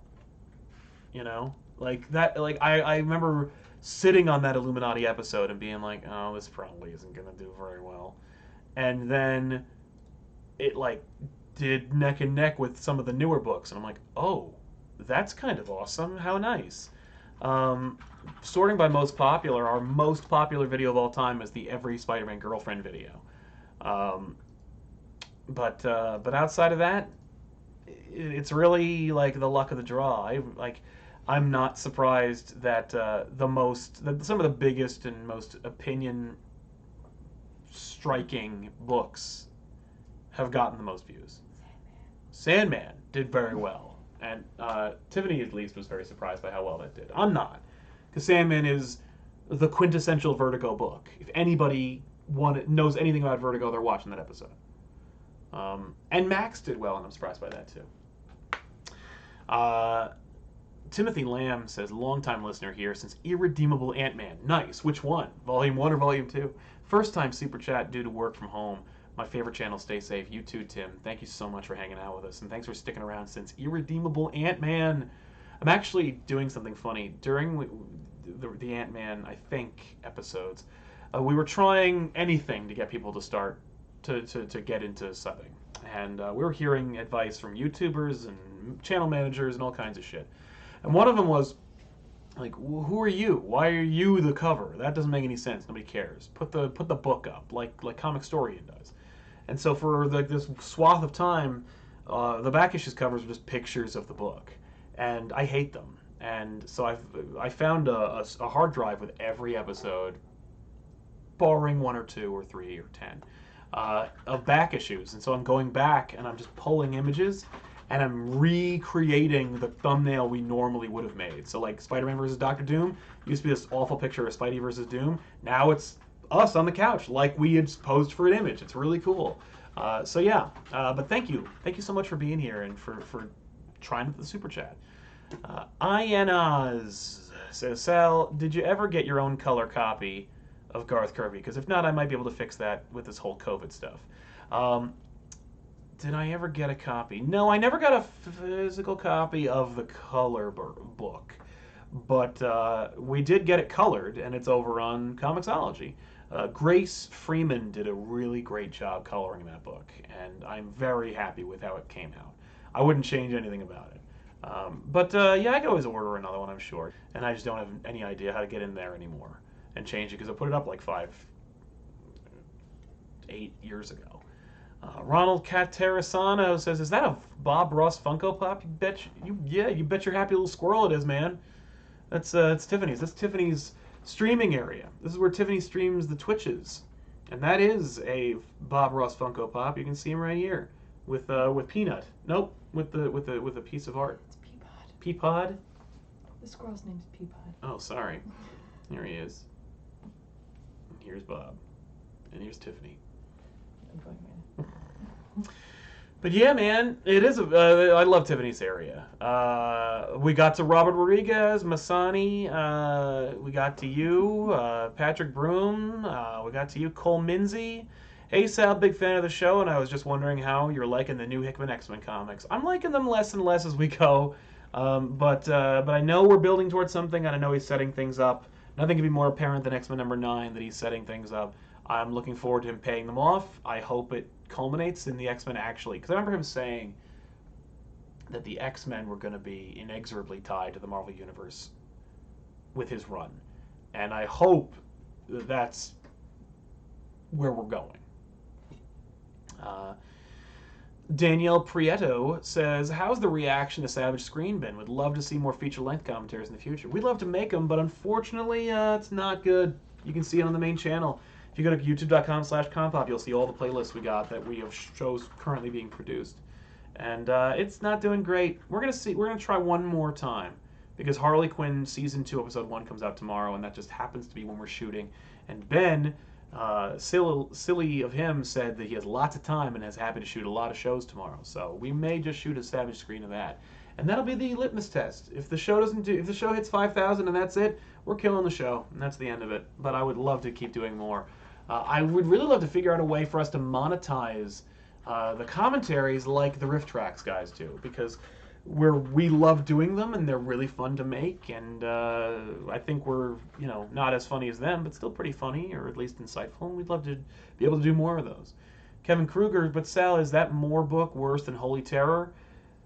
Yeah, I'd say so. I mean, like, it depends on the one's like, one is very cavalier about rape and the other one's really cavalier about racism, so I don't know which one's worse. I think they're both they both win the prize, whatever prize that is. Ben Baston, one time I watched back issues when I was in bed and fell asleep, and then almost fell out of bed when Ben screamed about something. Yeah, Ben likes to yell on the show, and I try to even those sound effects, but sometimes they slip by me. I'm sorry about that. Yeah, he yells. It's not for the show. He shouts. He's a shouter. Ayrton Chitwood says, at work on Comic Project, this is a nice surprise. Thank you very much. It's nice to see you, Ayrton. I'm sorry that I'm not pronouncing your name right, but I'm lucky to have you. Thank you very much for being here. Good luck on that book. Aaron Lum. Hey Sal, I'm a New York City high school teacher and taught Persepolis, an American-born Chinese. Nice. Kids loved it. I'm not surprised. Which C-list hero would you want in a miniseries and the creative team? Mine is Tigra by Brubaker. Huh. That's fair. They would give it to you because nobody knows what to do with Tigra.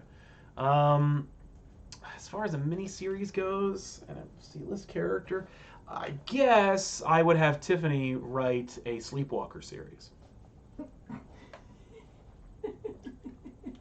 That's what I would like.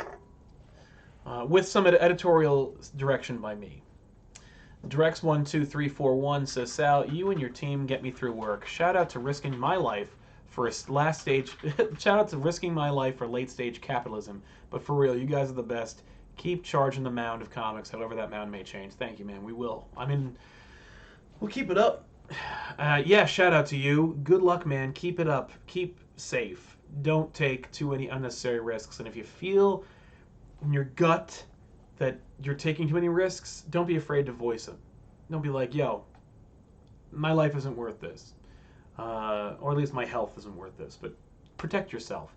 Bring gloves, face mask, wash your hands constantly, replace the gloves. Don't take risks. Or at least take as few risks as possible. Ben Wilson says, I have spent the week playing games and non-stop binging your videos. I binged the 75K celebration video. No regrets. I think, Ben, that episode is like 8 hours long. So thank you, Ben, for watching an episode from a couple of years ago that's very long. And if you haven't already watched them and you do like these kinds of things, like if you like chilling with me doing this, like then you would love those live episodes. They're a lot of fun. Thank you so much. Christian Barraza Says, with Jeff Johns currently living out of his dream, working on the live action side of things, who in the current guard at DC do you think can fix the continuity problems? Any faith in death metal to do the job? Keep up the good work. No, I think that there's nobody at DC that I really trust to keep it all straight now that Jeff Johns has no intention of being there and doing that. You need somebody at DC. DC needs somebody who is like Dan DiDio in some respects. I know people are going to freak out, but I'm not trying to suggest that everything Dan did was great, but I'm not going to suggest that everything Dan did was bad. What Dan did that was good was he compartmentalized his job. He was like, hey, here's what we're doing, and we're going to do it now. And he wasn't afraid to be like, hey, we did that. You know whose fault it was? Mine. So we need somebody who's at the helm at DC who's like, we need to do this, and we're not going to change course, and we're going to keep it up. And I care about this, this, this, and this, and we're going to do those things. And I trust these people to execute it for me.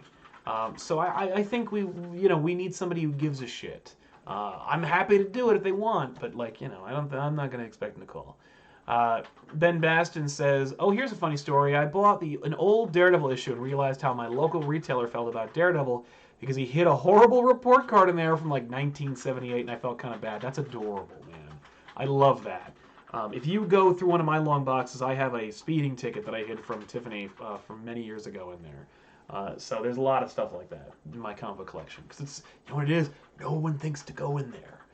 Cosmic Nerd Studios says, I just wanted to say I've been watching for years, and I can't wait to introduce back issues to my best friend as soon as it's safe to hang out again. I'm sure she'll love it as much as I do. Cosmic Nerd, listen, man, it's a virtual show. You could show it to her anytime. Just send her a link. But no, really, I appreciate it, and let me know what episode you're thinking about showing her. But thank you very much for being here and for watching for so long. Catfish 107, bit of love for Jed McKay's Black Cat. First trade was great fun. McKay is also a former school teacher. Wow, I didn't realize that at all. That's great. Black Cat sold really well, so I'm really happy to hear that it's that he's doing well. Drew Torres says, why has nobody said Batman Who Laughs a Judge Death ripoff? Also, get Chris from Comic Tropes on Elseworlds Exchange. Two things about that. When we did Batman Who Laughs, we got a ton of people saying he's a Judge Death ripoff, so don't worry. You're covered there. And Chris was reached out on Twitter, and he said yes, he'd like to do it. He asked me to DM him, but he doesn't follow me on Twitter, and his DMs are not open, so there's no way for me to reach out to him. Otherwise, he's welcome to come on the show anytime. My email is available on my About page, or he could just send me a DM. But I got to reach out to him in some other way to get him on the show. But he is averse to it, apparently. Rusky says, did you see Zdarsky's tweet about Comixology's top selling for the week? I did. I knew Marvel was killing it, but damn, you're right. Yes, if you haven't already, Marvel's dominating. Which, yeah. But yes, and Life Story was on that list, which I was like, that's very nice. Bruh says, thanks to the device, man. I really appreciate it. Word from some of my teachers is that they'll hold the graduation next year, but it really sucks. That sucks hard because if they're waiting for next year, it means you got to come back and do it all over again, and then it doesn't feel as momentous because you've already gone through it. I mean, I don't want to make it sound like what you're going to experience is any less than what you should experience. I want you to feel the accomplishment, and I just want you to have the best possible experience you can get. So thank you for that, but good luck. Radical Radish was thinking about getting some New Gods related comics. Any recommendations besides Mr. Miracle? You should get New Gods from Jack Kirby. There's a trade. It's very easy to get. It's got Orion on the cover. He's like, wee, that's it. I would also recommend, I guess Final Crisis. They're in that. But no, I'd start with New Gods and then get people's recommendations from there. I'm not the guy for that. Matthew Fleischer, hey Sal, do I watch Weekly Pull every time? That and AC has gotten me through the stresses of forced nursing school online. Well, I'm glad that you're able to take it online. Congrats on that. I'm glad that you're doing the nursing school thing. That's awesome. Thanks for watching the old episodes of Weekly Pull. I mean, that show's been dead for a while, and I'm glad that people are still enjoying the show. And Absolute Comics is an absolute dream. I'm really enjoying making that show, and of course, I'm really lucky that Benny wanted to keep it going. Michael Anthony, hey Sal, finally made it live. You did. Welcome, Michael. Yes. If a crossover did happen, who should Spider-Man fight and/or team up with? Batman all the way, man. I know everybody wants to see Spider-Man and Nightwing team up, and I would like to see that too. But I want an ongoing. I want like a 12-issue Spider-Man Batman series. I want to see those two, like a Superman Batman book, but with the two of them. I think they play off each other brilliantly. I think they complement each other really well, and they both are in a place that the other isn't. It's just a really, really fun thing that I really, really, really want to see, and I think it would sell well. Mr. Bast, Red Zone and Secret War, Avengers 65 to 70, Johns / Quapel. Cool. Yeah. Lotto Stud 2014, $10. Here's for giving me so much happy, laughing fits. I suffer from major depression, and watching every episode of Back Issues twice makes it that much easier. Thank you, honestly, thank you. Lotto Stud, thank you very much. I mean, you don't have to give us anything just to say that. I really appreciate it, man. I'm so glad that we can provide that kind of laughter for you, because, you know, depression sucks, and everybody, you know, no one's got good advice for that, and there's no, like, nobody knows the way to get around it because it's all hardwired for each person who suffers from it. And I'm very glad we could help in some way. Thank you, Van. But you know, keep it up. Good luck, and thank you. Calvin Lai says something to help keep the lights on. Love your work. Thank you, Calvin. We're trying. You know, obviously we're not at the studio right now, but these lights, you know, they cost money too. And Talia Espen says, just a little extra to support during these trying times. Thank you, Talia. It's always great to see you. Thank you so much. Yeah, it is. These are trying times, and like everybody is feeling the pinch. You know, it's nuts. I know there's more, which is nuts. So I'm gonna try and catch up. I see I'm losing some folks to bedtime because it is almost 1:30 in the morning, so we should probably wrap up pretty soon. And I'm trying to catch up to you, and I'm sorry it's taken so long. So what I'm going to do is I'm going to refresh, and then jump back into it. Here we go. We're back. We got everybody. Oh jeez. I'm really, really humbled and blown away by this amount of participation from you guys. Thank you so much. Let's get to it, shall we? Once I find where we were. Oh, man. Here we go. We're almost there. Here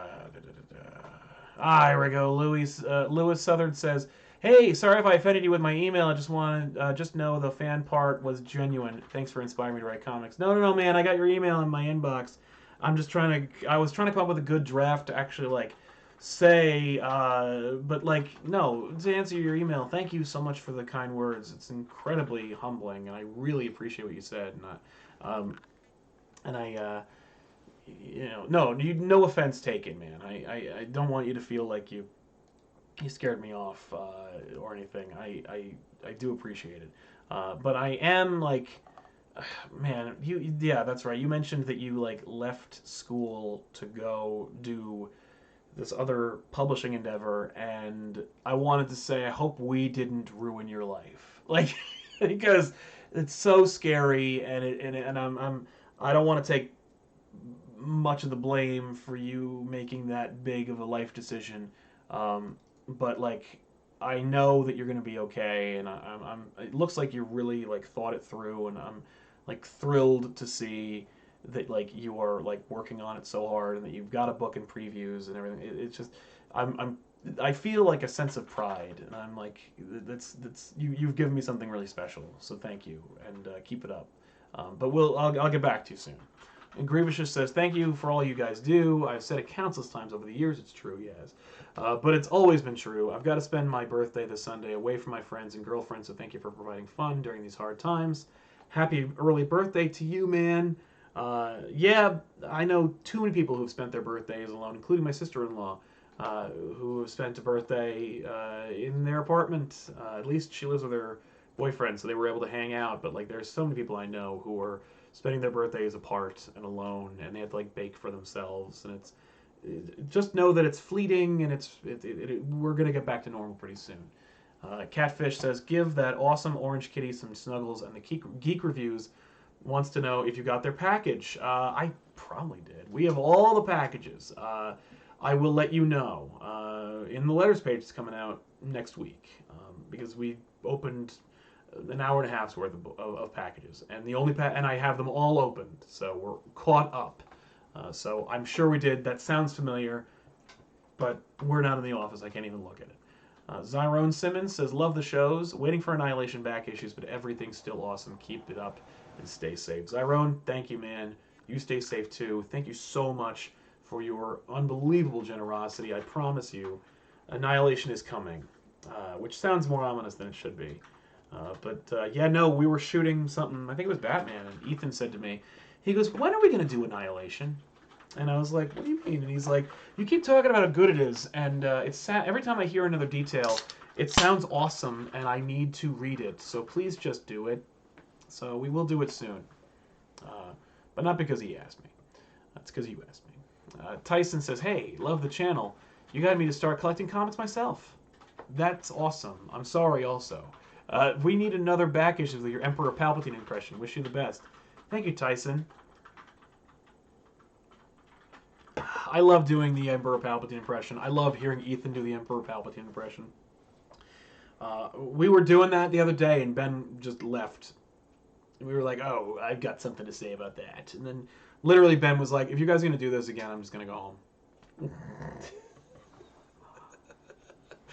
We were like, okay, well, never mind. Aura Force, thank you for being here. No, thank you for being us here. ComicPOP has been a major source of smiles and laughs for the past few weeks. So I wanted to send some support and appreciation. Aura Force, thank you, man. Thank you so much. It's very, very kind. I hope so. You know, if you look at the numbers, it just looks like we're doing okay. But I hear from folk like you, you know, on a constant basis that they're like, hey, I'm stuck at home and I watched like a whole bunch of episodes. And I'm like, yes. Like, that's so awesome. Thank you. And we got a lot. There's like almost 2,000 videos to watch. Comic Book Fever. Thanks for helping me rediscover comics. It is one of the reasons I started my own comic channel. Good for you, man. Comic Book Fever. Yeah, check it out. As long as you maintain your narrative voice, you know, that's what you got to do. You got to be you. Cornholio. Sal, why did I spend $38 on all of NFL Super Pro? I don't know. But that's on you, man. We did nothing to sell that book when we talked about it on GBU. We did nothing to sell that book. Though I did get it signed by Fabian Nicieza. He was like, why? Cam senses, have you read the top 5? Have you read Top 10 by Alan Moore? No, I have not. Also, the Spider-Men back issues was one that drew me into the show and made me tear up at the Gwen moment. Thank you. Yeah, oh, that was a good book. That was a good moment, especially when Peter Parker from the Ultimate Universe was dead. That was a good thing. It was very cathartic. It was very necessary. It was not really a Miles book, but it was like a Peter-centric book, and it allowed Bendis, I think, to get some real character work done. The Gray Initiate says, I work in a healthcare industry. Well, good luck with that. And come into contact with hundreds of strangers every day. You all help me calm down when I come home. You've been invaluable to me the past few weeks. Thanks so much. Thank you for your tireless effort, Gray Initiate. The work you're doing is incredibly invaluable. Don't be afraid to like know your limits and take your breaks, but like thank you for all the work you've done. And thank you for being there on the front lines and taking care of your fellow man. I'm so glad we could be there for you when you're ready to chill. Ethan Evans says, which DC character do you think has the most entertaining Golden Age stories? For me, it's Superman, only because Batman became campy relatively quick. Yeah, the Superman stuff, they were Superman stays the same, but Batman can be a friggin' joke. You know, he's got his hands on his hips and he's just chuckling all the time. He's like laughing like a lunatic. No wonder Joker likes him so much. Yeah, man. I don't know. I don't really like. even as a kid, I was not really entertained by the Golden Age stories. I was like, this is silly. So, but I go with Superman. That's not a bad answer. Meow Nian with Stargirl coming out. Any chance of Starman? Nah. We may do more JSA. Like any JSA. But, no, I don't think we're going to be doing any Starman anytime soon. Michael Anthony quotes one of my favorite quotes of the year. Where they're in my ear. Ah! Greatest quote ever. If you haven't already read it, it's Batman Superman number 6 or 9 or whatever. It's the most recent issue from Josh Williamson and Nick Darrington. There's a moment where Ra's al Ghul is, like, posturing, and then all the Kandarians just jump into his ear, and he just screams out, "They're going into my ear, ah!" And it's just, like, so great to bring Ra's al Ghul down a peg or two, and it's just so funny. It's just great. I love it. Thank you, Michael. Ultimate Victory 88. Is the Presence no longer the god of DC? I don't know. I don't think anybody's the god of DC right now, I'll tell you that. Am I right? Cosmic Nerd Studios says, as someone who did radio, admittedly high school radio, but we won awards, goddammit, for 2 years, having people call in was always awkward and weird. Yes, well, especially for high school and college, because, like, it's uncomfortable. They don't know what they're doing. They don't know why they're doing it. You know, like, what do you want me to say? What am I doing? Hey, like, they haven't been around long enough to know, like, the bit, like, to know, like, what a radio call-in should sound like. Yeah, no. I'm sorry. Eat That Horse helping us out. Thank you very much, man. I hope that you finish that horse someday. Lucha Dandy, just sending out some support. Thanks for reigniting my love of comics. I'm so glad we could do that for you, Lucha Dandy. And thank you for helping us out, man. Corey Williams, are we ever going to get 52 and/or Annihilation? Yes. Yeah, emphatically yes. Maybe even this year. I got both those books. Yeah, I can say that. Yeah. Why Try I Sweat says, I originally saw you on a comic story video, but only recently started watching your channel, and now you're my main comic book YouTube channel. Much love. Thank you, man. Thank you, Sweat. That's, you know, that's why people do collaborations, is to get in front of a new audience. I'm sorry that it took so long to get you, but we got you though. But no, yeah, thank you, man, and welcome. JWT Cosplay, what are your favorite summer jobs you had in high school? I never had a favorite job in high school. My summer jobs were lifeguarding. I was a lifeguard at the lake, and then I was a lifeguard at the YMCA. And both of those jobs were exercises in boredom, but were incredibly invaluable, especially the Y, because I kept that job all throughout college. And literally, you sit in a chair and you don't talk to anyone for 6 hours. So for me, I can sit anywhere and just go in my own head and just be bored. It's horrible, but I can do it, and it's trained thanks to that job. JWT, oh, you asked that question, I'm sorry. Nothing says, love Psych. Any favorite episode? The convention episode with George Takei. Ronald Caterasano, I'm always thrown up by your name, I'm sorry. Have you ever seen Tiger King? Wouldn't Joe Exotic make a great Batman villain? I haven't seen it. I don't know if I want to. You're looking at a person who has a couple of cats. I have great reverence for, like, endangered animals. I just, like, like, it's one of those things where, like, you're watching an auto wreck before it happens. Like, you're powerless to do anything about it, but you're, like, outraged that you can't fix it. When it comes to the, like, you know, the subjugation of animals, and particularly animals that deserve to have, like, space and should be protected, like, put in cages by assholes in Florida, like, the whole thing just makes me sick. I'm sure it's something else, but, like, I don't want to enter into that world. Kevin Kruger, did you see that Soothby's auction of DC Comics from 1935 to 2014, over 40,000 comics? I did hear about that. That was, I think, the idea was they were selling every DC comic. Like, and I think that's nuts. I was like, I read that article and went, no. Robert Andrews, any thoughts on Justice League Dark Apocalypse War? I hear it is the last DC animated cinematic universe movie. Which, like, why? Like, why make that plant your flag there, and why end it now? I think I'm gonna check it out, but I'm like kind of like, why would you do that? You know. Talia says, during quarantine, I've been reading every single Amazing Spider-Man issue from the start. I'm up to issue 78. So much story in every issue, crammed pack. Yeah, they thought that they were going to have to stop at some point. So, like, Stan was just like, here it all is. Just show all of it. And some of it is, like, if you have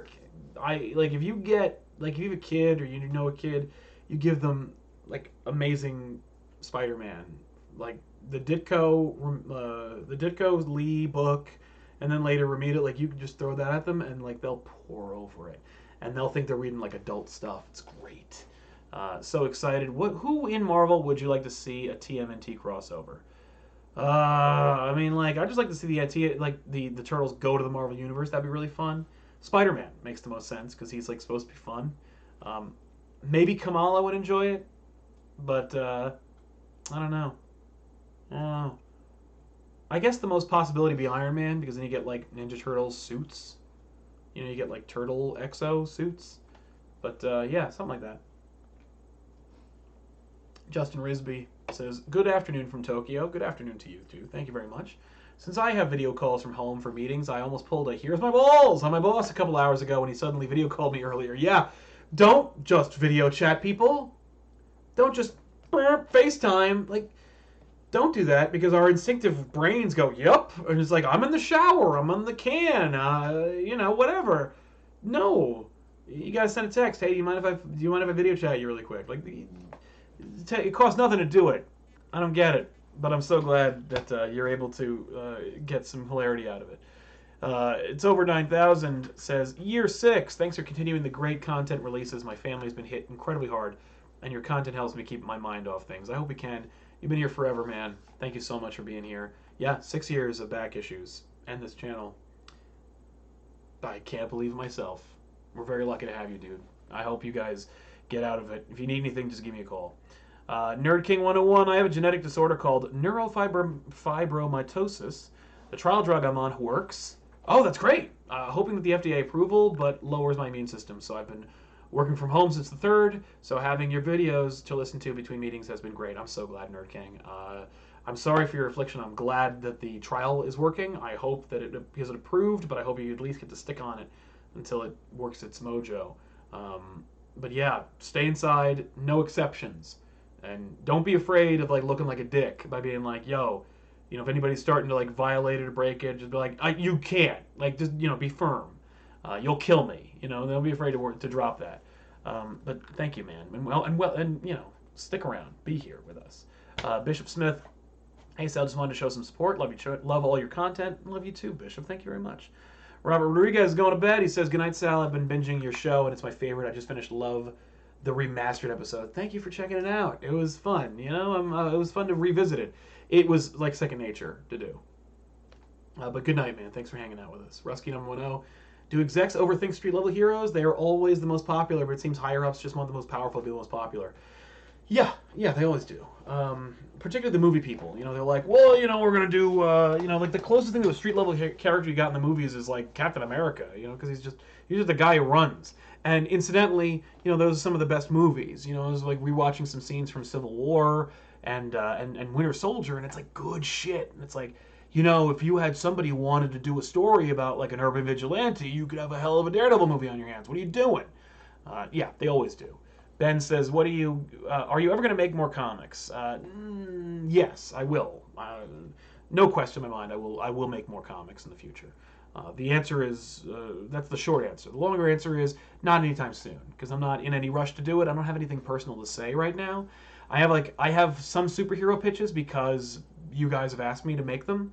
Like, you've been like, do you have a thing? Do you have this? And I'm like, after the 3rd or 4th time I was in an office with a senior editor or with a creator who could change my life, and it never gets to the point where I can pitch a book, but I realize at some point or another, I hope they don't ask me to pitch a book, but I should always be hoping they want me to pitch a book, because I don't have a pitch.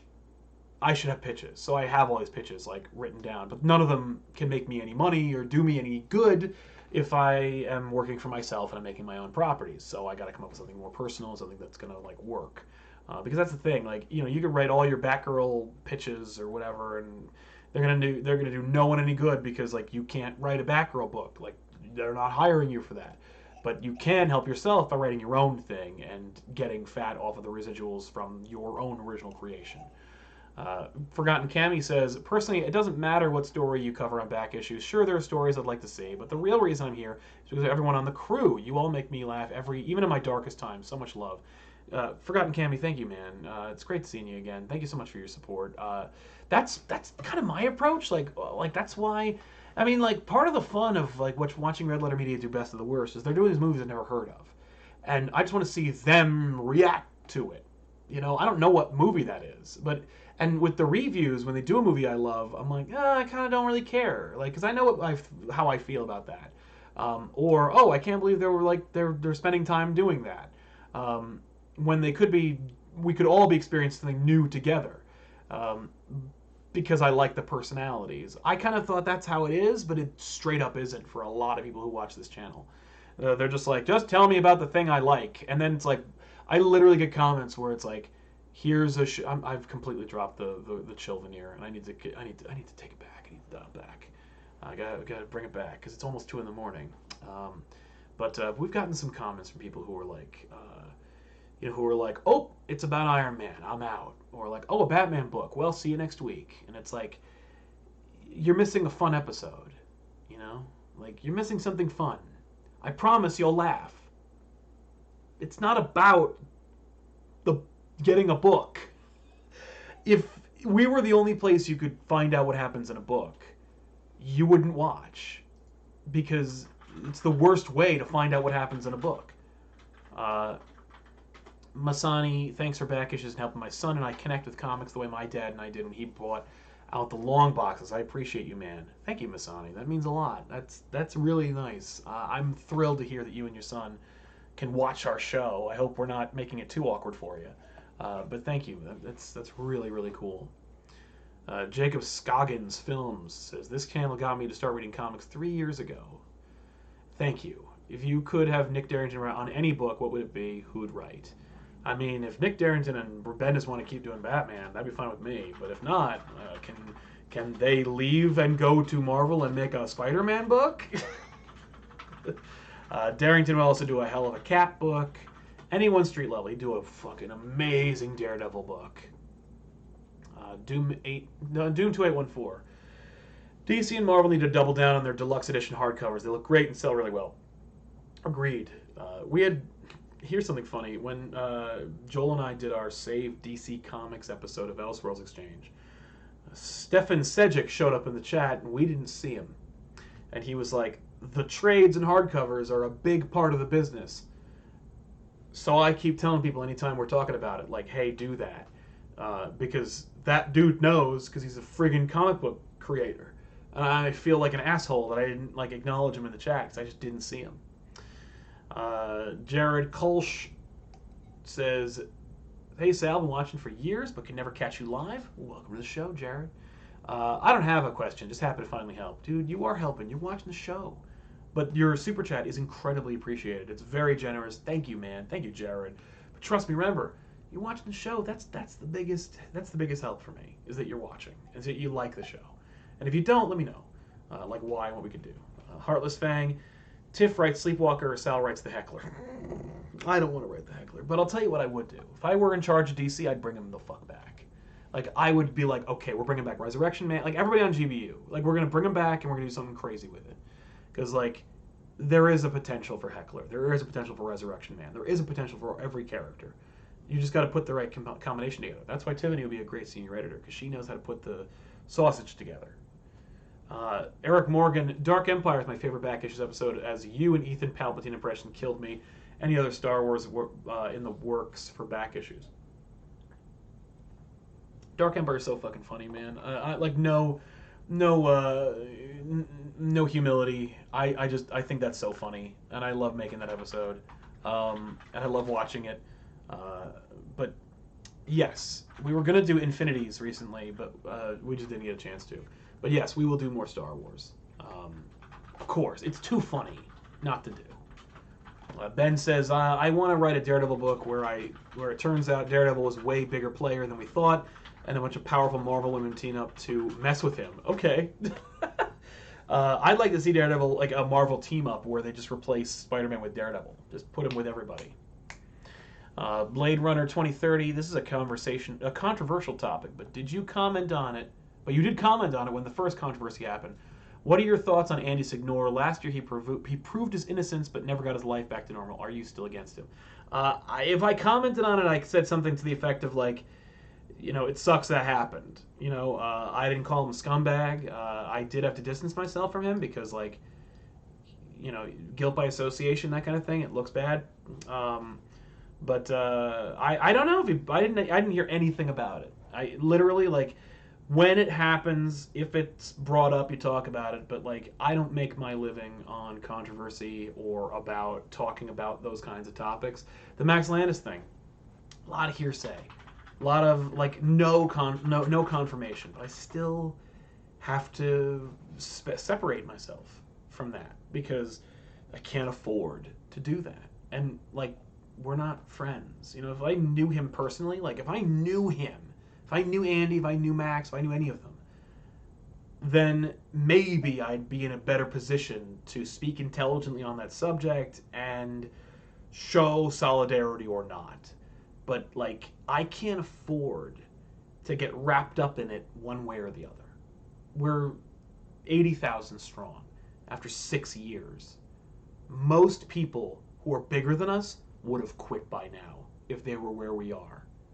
So I'll not take dictation from that or P's and Q's about what to do in that situation. I can only do what'll protect me and mine. And that's how I got to do it. I didn't hear anything about Signore at all. So I will look it up. But I'm not making a video about it. Adam Asamoah says, back issues has been the backbone in quarantine. I'm glad to hear it. Because the thing is, there's so much of it. There's almost 375 episodes of that show, maybe more. Now I think about it, there's more than a year's worth. So thank you, man. Scuttle Crab, longtime viewer since Old Man Logan. Nice. There's a Chance Trouble by Mark Miller. Story about how Peter Parker got made. We talked about that earlier, so I don't blame you for missing it. But the short answer is no. Unless like. There was a really strong reason to do it. And Eric Santi, what are the chances that DC uses the delay to rewrite 5G stories? Chance of departure, 100%. I'm expecting a complete overhaul of 5G. I expect some of the 5G projects that like you heard about. Like I don't remember his name, Dave Stewart, the guy who wrote 20 Years a Slave or 12 Years a Slave. He was going to write Batman. There's no reason not to take whatever he was writing and make it a Black Label book, because that's going to sell no matter what. But as far as the initiative goes, I wouldn't be surprised if it was out the window. And if I were DC, I'd be pulling a ship together to make a replacement, and a one-to-one replacement that like satisfies retailers, etc. And if it is a Marvel DC crossover, Infamous Cavalier, it's amazing how much I love this channel. It's amazing how... that is amazing, man. Thank you so much for saying so. It's very sweet of you. It's very kind. Thank you, man. Let's see if we can wrap things up pretty soon. I think we are. I think we are almost to the end. Scuttle Crab, also $2 for getting me through art/wildlife school. You went to wildlife school? That's dope. Thank you, man. Thanks for the $2. I hope it went well. I hope you're... I don't know, living with the wolves and drawing them. I don't know what that would be, but it sounds cool. Marcos Flores, hey Sal, hope you like my Sandman Kid Eternity paintings. I've put more on my DeviantArt page. I'm always improving, and you are one of my main reasons why I draw superheroes. Oh, that's very nice, man. Thank you. I'm pulling up your DeviantArt page right now, and I'll take a look. I see one of your... It looks like a Xenomorph, and that looks pretty dope. Yeah, this is cool, man. Good stuff.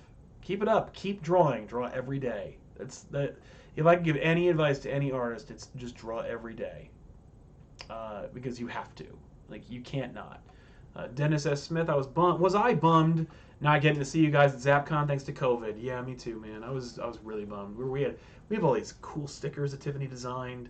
I wish I had some on me I could show you, but I don't. I have the ghosts. We only have the ghosts, but Tiffany made these cool ghosts, which are fun. They're like distinctly hers. But if you want a ghost, let us know. She made these ghosts. They're just like adorable little guys. Just like fun little ghosts.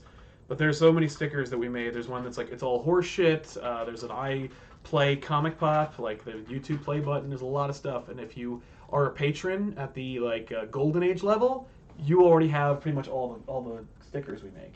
But we were gonna have those and posters, and we were gonna shake so many hands, but not anymore. But yeah, man, me too. Loved getting to hang out with you and Tiff all day last year. You made my first con a very memorable one. You two are wonderful people to talk to, and you were too, Dennis. You were very kind, very sweet. It was great to hang out with you, and it would have been great to see you again. Hopefully, we'll see you in September. JWT cosplay, really off topic, but top 3 Rocky movies. That would have to be Rocky 1. I like Rocky 4, despite how terrible it is, and Creed. Those are my top Rocky movies.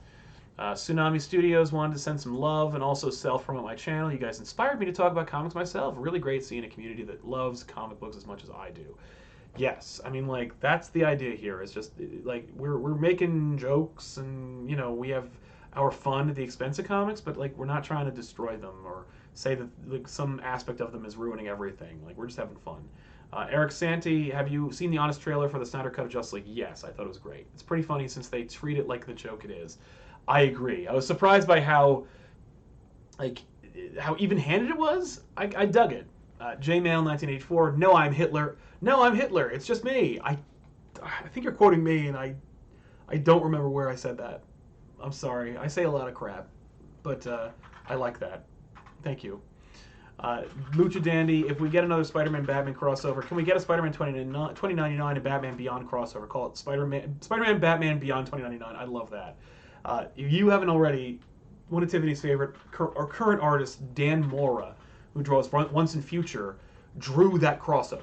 He drew Spidey, Miguel, and Terry hanging out. If you type in Dan Mora, Spider-Man 2099 or whatever, you'll get it. It's so great. And it's like, oh, well, then just get Dan Mora to draw that crossover when that happens.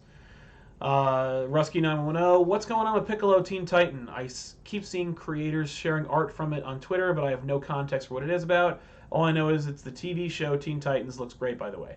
I have no idea.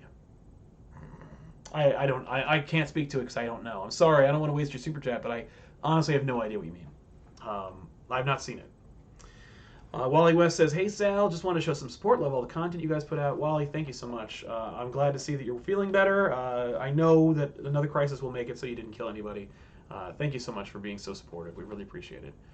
Plaid Cow Syndrome, I spend too much time watching you guys to not kick in something. That's very neat. That's very nice of you. You don't have to, you're watching us. That's enough, but because you're here, why not? I appreciate it, man. It does help us out. Thank you, man. And thank you for watching. Nick the Destroyalator says, just sitting here listening to this while reading Lethal Protector. Been watching you for years. Keep doing what you do and stay safe. You too, Nick. Stay safe. Wash your hands. Protect your loved ones.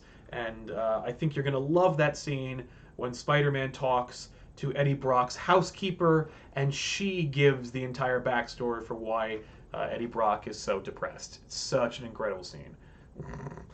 Sean Davis, I love everything you guys put out. Hope this helps. It does indeed, Sean. Thank you so much for helping us out. We're very lucky to have people like you around. Thank you so much. Okay, Solly Morgan, lock and key back issues, my man? No, and the only reason is because I don't want to step on their toes. They have a show, and they for them, it's an indie book. I don't necessarily want to like eat into them. Because I feel like they may copyright strike us, and I don't want to worry about it. It's too high profile. Ollie Roger, did you ever check out Ex Machina by Brian K. Vaughan? Yeah, man. When my friend moved to the city for Christmas, I bought Everybody comics I thought would be uniquely distinct for their personality, and I bought Ex Machina for him, and then he threw it away. Apparently, it got picked up for a movie earlier with Oscar Isaac. That sounds cool. I'd watch that. You kidding me? It's a great book. John Broussard says, should I buy by release or wait for trade to support a miniseries most. I really want to support more Vic Sage content, but also kind of prefer trades. If you want to show them you support it, you gotta pre-order it, or at the very least buy it month to month. But like, I prefer trades myself. So what you need to really do is you need to like tell them, like, hey, I want trades, I want to help, but I can't afford to buy the book twice. Like, what do you think? Trade waiting for miniseries hurts the miniseries, but they do make money from them, and those sales do factor into how they can make more of them. But the money they look at is the month to month. That's the money that determines whether they're going to make another one.